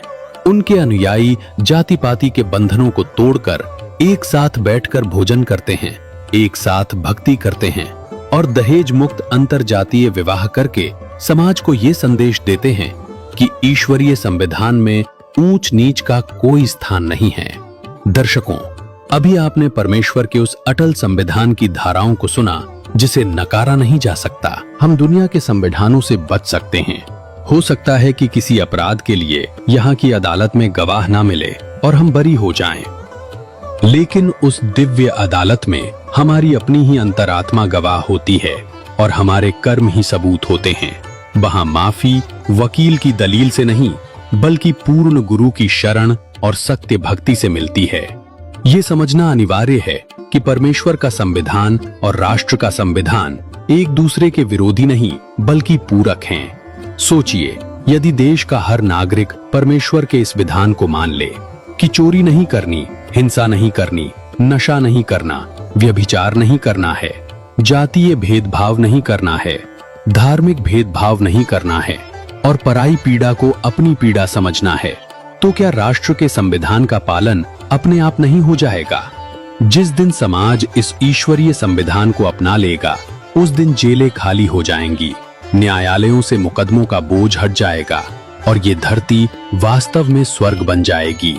आज मानवता एक ऐसे दोराहे पर खड़ी है जहां एक ओर विनाश है तो दूसरी ओर शाश्वत शांति। चुनाव आपका है। संत रामपाल जी महाराज आज उसी सुप्रीम लॉ यानी परमेश्वर के संविधान की प्रतिलिपि लेकर खड़े हैं। वे हमें भयभीत नहीं कर रहे बल्कि वे हमें उस आने वाले संकट से आगाह कर रहे हैं जो हमारे गलत खान पान और शास्त्र विरुद्ध साधना के कारण हम पर मंडरा रहा है। ये समय जागने का है। ये समय भगवान के संविधान की ओर लौटने का है। राष्ट्र का संविधान हमें नागरिक बनाता है, लेकिन परमेश्वर का संविधान हमें मनुष्य और अंततः देवता बनाता है। तो आइए केवल कागज के पन्नों तक सीमित ना रहें, अपने जीवन की पुस्तक में उस शाश्वत विधान को लिखें ताकि लोक में भी सुख हो और परलोक में भी मोक्ष। अधिक जानकारी और इस ईश्वरीय संविधान को विस्तार से समझने के लिए संत रामपाल जी महाराज द्वारा लिखित पवित्र पुस्तक ज्ञान गंगा या जीने की राह अवश्य पढ़ें और सत्संगों को सुने, क्योंकि अज्ञानता ही सबसे बड़ा अपराध है और तत्व ज्ञान ही एकमात्र बचाव। सत्य को पहचानें और अपने जीवन को सार्थक बनाएं। अब आपको कुछ भक्तों के अनुभव दिखाते हैं। परमात्मा कबीर परमेश्वर की शरण माने के बाद उनको कैसे सुख मिले, पहले वो कितने कष्ट से जीवन जी रहे थे और परमात्मा ने आज उनको हाथों पर रख लिया। समर्थ का शरणा गहो रंगहोरी हो और कभू ना हो काज राम रंगहोरी। सर नमस्कार। नमस्कार सर। क्या नाम है जी आपका? मेरा महावीर प्रसाद मेहता नाम है। कहाँ से आए हैं सर आप? मैं झारखंड के हजारीबाग जिला के बरकट्ठा प्रखंड के घंघरी ग्राम से आया हैं। संत रामपाल जी महाराज जी से आप कब जुड़े? 27 अप्रैल 2014 को हम जुड़े हैं। संत रामपाल जी महाराज जी से नाम दीक्षा लेने से पहले हम आपसे जानना चाहेंगे कि आप क्या क्या भक्ति साधनाएं करते थे? संत रामपाल जी महाराज के शरण में आने से पहले अपने पूर्वजों और समाज के अनुसार भक्ति करते आ रहे थे। जैसे देवी देवता है, भूतों की पूजा है, मुर्गा है, खस्सी है, ये सब बलि पड़ता था, उसमें हम लोग भाग लेते थे। और हम एक दुकानदार होने के नाते दीपावली के पूजा में हम लोग उपवास रहते थे। उपवास रहे दिन भर और शाम को पंडित जी आते थे और मूर्ति का स्थापना करते थे। पंडित जी को दक्षिणा देते थे और घर में ही लड्डू का प्रसाद बनाते थे और वितरण करते थे। और वही मूर्ति और अन्य देवता जैसे गणेश, लक्ष्मी, उसके बगल में राम कृष्ण, ये सब का मूर्ति नहीं फोटो रखते थे। और वहीं सालों भर अगरबत्ती जलाते थे। हनुमान जी का भी चालीसा करते थे। बगल में दुर्गा पूजा का स्थान है, दुर्गा मंदिर, वहाँ दशमी के दिन ये हम लोग हवन यज्ञ करते हैं। वह हवन यज्ञ में भाग लेते थे। सामने शिव मंदिर है, शिव मंदिर में जाते थे शिवरात्रि पूजा करने के लिए। दिन भर उपवास रहते थे। शाम को फूल, बेलपत्तर, फल, दूध ये सब चढ़ाते थे। और फिर इसी तरह से पूजा चल रहा था। और फिर वैष्णो देवी गए, पूरब में काली घाट गए, और दक्षिण में बालाजी, तिरुपति, बहुत से मंदिरों में हमने पूजा की। पश्चिम में स्वर्ण मंदिर गए। सब ये सब पूजा हम लोग करते करते मैंने ये उम्र बीत गया, 60 साल का उम्र लगभग बेसी हो गया है। यही सब करते रहते थे। संत रामपाल जी महाराज जी से आप कब जुड़े? संत रामपाल जी महाराज के शरण में ज्ञान गंगा पुस्तक मिलने से आया। हमारे बगल के एक लड़का ज्ञान गंगा लेते आ रहा था। हमने देखा तो कि हमको इसको लाओ, हम पढ़ के दे देंगे। वो हमको दे दिया और उनको पढ़ने लगे तो लगा कि ये टीवी पर भी आ रहा है चैनल इनका, तो टीवी पर भी देखने लगे। तो लगा कि सत्य ज्ञान बता रहे हैं। और पहले हम अन्य संतों का सुनते थे, देवकी नंदन का सुनते थे और सबका सुनते थे। तो उससे इनका जब ज्ञान जब सुनने लगे, शास्त्र के अनुसार बताने लगे, तो हमारे यहाँ गीता थी तो गीता से मिलान करने लगे। ठीक है कि सत्य बात ये तो बता रहे हैं। फिर इंटरव्यू इनका भी सुने, इनका भगत का, और किताबें भी मिलाया तो देखें सत्य है। तो हमने सोचा कि दिल्ली तरफ इनका आश्रम है, जाना चाहिए। तो दिल्ली तरफ तो हमको देखा हुआ नहीं था, लेकिन रिलेशन दिल्ली में रहते थे। तो उनको फ़ोन किए तो बोले आ जाओ, भेज देंगे, हरियाणा नज़दीक के हैं। तो हमने दिल्ली चल गया। और दिल्ली चल गया तो वो अपना गाड़ी से, कंपनी के गाड़ी से बरवाला भेज दिए। और भेज दिए तो वहाँ देखे अंदर में जाकर के बहुत चहल पहल थी और सब नामदान ले रहे थे। बहुत से भगत बैठ करके नामदान भर रहे थे, नामदान लेते। हमने लिस्ट देखा, वहाँ आपका प्लेट लिखा हुआ क्या क्या हमको ये मांस नहीं खाना है और ये सब भक्ति मालिक का करना है। ये सब हम देखे तो हम सोचे सत्य ज्ञान है, इसमें नाम लेना था, और तुरंत नाम ले लिए। संत रामपाल जी महाराज जी से नाम दीक्षा लेने से पहले हम आपसे जानना चाहेंगे कि आप क्या क्या भक्ति साधनाएं करते थे? तत्दर्शी संत मिल गए हैं तो लाभ का तो अपार हमको मैंने मिल गया। पहले का जो कठिनाई था सब दूर हो गया, और अब जो है सो आनंद का जीवन मिला और सत्य भक्ति मिला। जो हमारा मार्ग, मनुष्य का मार्ग जो रहना चाहिए वो मिल गया। जैसे बचपन में हम पढ़ते थे, उस समय बच्चों के साथ हम लोग बोला बोली करते थे कि परमात्मा मिल जाएंगे, भगवान मिल जाएंगे तो क्या मांगोगे? तो बोलते थे कि नहीं मोक्ष मांगे। मोक्ष मतलब जानते नहीं थे कुछ, न भगवान के बारे में जानते थे, लेकिन ऐसा बोलते थे। लेकिन मालिक का ऐसा दया हुआ कि परमात्मा हमको मिल गए। और परमात्मा मिलने के बाद दुकान में जो बरकत हुआ वो और अवर्णनीय है। जैसे हमारी पत्नी का किडनी में पथरी हो जाता था। 1998 में उनका किडनी का ऑपरेशन करवाए, काफ़ी पैसा लगा। फिर दवा खिलाते खिलाते रहते थे, फिर हो जाता था। फिर 2010 में किडनी फिर हो गया पथरी, तो 2010 में तोड़वाए तो किडनी पर असर पड़ गया। किडनी पर जब असर पड़ गया तो किडनी वाला डॉक्टर के पास गए। डॉक्टर को बोला कि नहीं किडनी डैमेज हो रहा है, जाओ भिलोर जाओ। तो भिलोर हम लोग चल गए और भिलोर से चेक करवाए तो बोला किडनी दोनों फेल हो चुका है, इनको किडनी ट्रांसफ़र करवाने के लिए 8 लाख रुपया लगा। मेरे पास तो पैसा था नहीं। अब सोचे कि यहाँ क्या करें, तो लास्ट में देवी देवताओं के पास गए, वही वैष्णो देवी यहाँ वहाँ सब, तो कुछ नहीं मिलने को अंत में वो लास्ट कर गई, डेथ कर गई। समझे? छोटे छोटे 4 को बच्चे थे हमारे, लड़की एक लड़का था। लड़का पढ़ रहा था और लड़की सब पढ़ रही थी। लेकिन सहारा हमारा एक दुकान था जिसमें हमारा पूंजी तो बीमारी में ही चल गया था। अब हमको रोने के अलावा और कुछ नहीं था कि कैसे बचे अब। तो लास्ट में ज्ञान गंगा पुस्तक मिला, तो उससे हमको मिला कि सत्य भक्ति इसी में है और इसी में हो सकता है उद्धार और इसमें बरकत हो सकता है। इंटरव्यू सुनते थे संत रामपाल जी महाराज के भक्तों का, तो हमने इसमें आने का कोशिश की और नाम दीक्षा लिए। लाभ तो मेरा जैसे लड़का चेन्नई में पढ़ता था, आया तो कहें कि तुम भी नाम ले लो, हम भक्ति करते हैं, देखो दुकान में बरकत हुआ और गीता देखो। बोल नहीं नहीं, हम जो करना करने दिए, हम आप कीजिए। तो चलता रहा। लड़का जो है सो अपने साथी के यहाँ कुछ खा पी लेता था, मैंने मीट वगैरह पार्टी होता था वहाँ पहुँच जाता था तो वही खाना बनाता था, इसलिए कि हमारी पत्नी डेथ कर चुकी थी।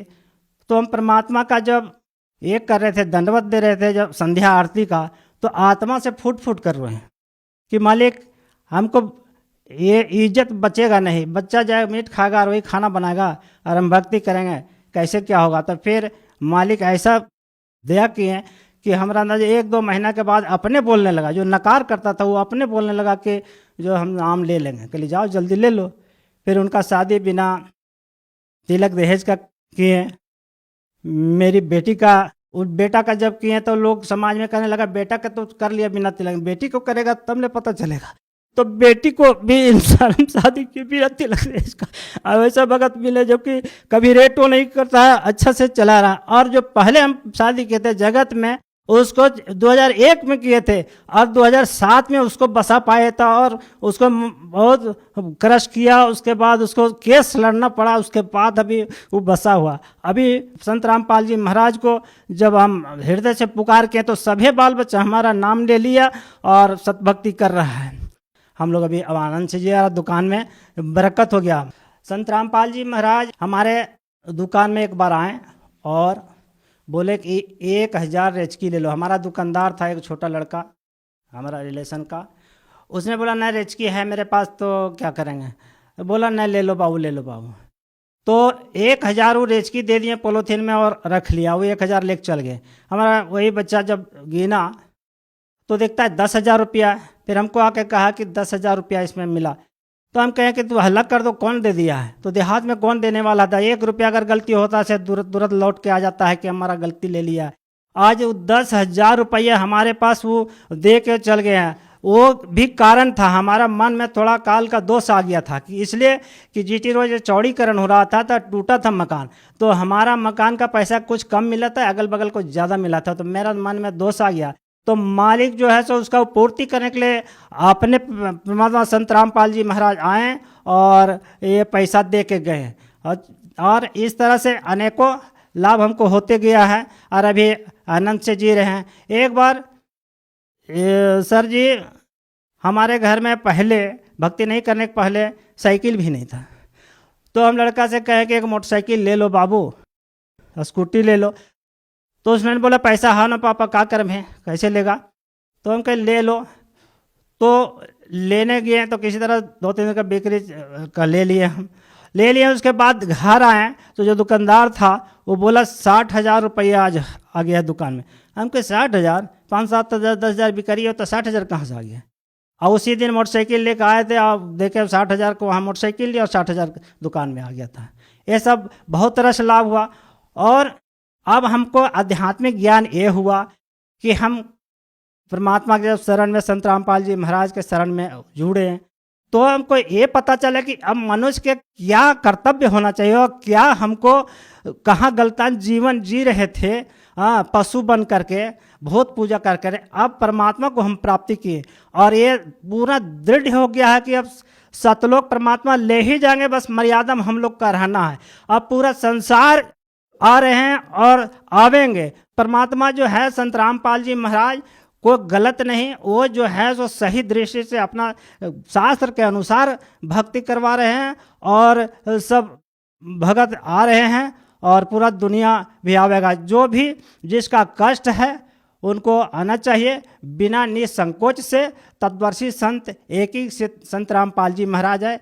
गीता अध्याय 4 के श्लोक 34 में लिखा हुआ है, सफा लिखा हुआ है उसमें कि तत्वर्षी संत ही के पास जाओ। अर्जुन को कह रहे हैं कि तत्वर्षी संत के शरण में जाने के बाद ही गति होगा। सर भगत समाज को आप क्या संदेश देना चाहेंगे। भगत समाज को पूर्ण परमात्मा ही संदेश दे रहे हैं। रोज टीवी पर उनका आ रहा है। संत रामपाल जी महाराज खोल खोल के किताब से बता रहे हैं कि तत्वर्षी संत के शरण में जाने से ही मुक्ति होगा और मनुष्य शरीर मिला है मुक्ति पाने के लिए। संत रामपाल जी महाराज बताएं तो गीता जी भी देखें कि उसमें लिखा हुआ है कि पूर्ण संत अगर मिल जाए मनुष्य को तो मुक्ति संभव है। और ये कलयुग में ये संत रामपाल जी महाराज ये एक संत हैं जो सही भक्ति बता रहे हैं, सत्य भक्ति बता रहे हैं। झारखंड के जो लोग हैं वो यदि संत रामपाल जी महाराज से नाम दीक्षा लेना चाहें तो वो उनसे नाम दीक्षा कैसे ले सकते हैं? संत रामपाल जी महाराज का सत्संग विभिन्न चैनलों पर अभी आ रहा है और सोशल मीडिया पर भी उनका आ रहा है। उसमें नीचे पट्टे में लिखा हुआ है कॉन्टैक्ट नंबर, उसमें आप संपर्क कर सकते हैं। जी बहुत बहुत धन्यवाद। धन्यवाद। तो पुण्यात्माओं, आपका कर्तव्य बनता है, कहते हैं आप तेरे जगतार ही, आपका तो कल्याण निश्चित है यदि मर्यादा में रहोगे और भक्ति करते रहोगे। आपका और आपके परिवार का तो कल्याण निश्चित है, लेकिन आपका ये भी कर्तव्य बनता है, फर्ज बना है, भूले न राह बतावे, जिसको ज्ञान नहीं है, भटक रहे हैं, उनको कोशिश करें समझाने की, लेकिन प्यार से। किसी को आप समझाने की चेष्टा करोगे उसको एक बार तो कड़वा लगेगा। आपको भी ऐसा ही महसूस हुआ होगा प्रारंभ में, हमें भी ऐसा ही लगा था। जैसे गोरखनाथ जी को परमात्मा ने कहा था, गोरखनाथ मैं सबका गुरुआ, मैं सबका गुरु हूं पूरे विश्व का। तो गोरखनाथ जी कह रहे थे आपका तुमरा वचन मोह लाग गए कड़ुआ। आप जो कह रहे हो ना अपने आप को मैं सबका मार्गदर्शक हूं, गुरु हूं, ये बात मुझे अच्छी नहीं लगती, कड़वी लगती है, बुरी लगती है। तो परमेश्वर ने कहा था कि कड़वा लगे सो मीठा होई, हमरी बात पतीजा जोई। हमारी बात पर विश्वास करोगे तो आज जो आपको कड़वा लग रहा है एक दिन मीठा होगा। तो पुण्यात्माओं, आपका कर्तव्य बनता है इस परमेश्वर के सच्चे ज्ञान को अपने भाई बहनों पूरे विश्व के सभी हम एक वहां तक पहुंचाओ, जन जन तक पहुंचाओ। हम सभी एक परमात्मा के बच्चे हैं। हम अपनी अनजानपने में भिन्न भिन्न हो गए, गलत गुरुओं ने हमें बांट दिया, तो हम फिर एक हो सकते हैं। इस परमात्मा के ज्ञान को जन जन तक पहुंचाओ। यहाँ आश्रम से प्रचार की सामग्री ले जाओ और कोशिश करो सब तक पहुंचाने की। आपको एक और विशेष उपकार होगा, आत्म प्राण उद्धार ही, ऐसा धर्म नहीं। और एक जीव को काल के उस पाड़े ते छुटवा के सतलोक आश्रम में जोड़ने का इतना पुण्य होगा जैसे करोड़ गऊओं को कसाई से बचाने का एक पुण्य होता है। तो आपको इतना पुण्य होगा, आप भी प्रचार करो और प्यार से करो, किसी का संघर्ष नहीं करे। कोई आपको बुरा भी बोला, आपका भाई बहन समझ के कि इसको पता नहीं है, तो उसके साथ विरोध नहीं करे, आगे चल पड़े। जिसको सुहा उसको ज्ञान समझावे और यहाँ से पुस्तकें लेकर वो बांटो और सबका कल्याण कराओ। बोलो सतगुरुदेव की जय।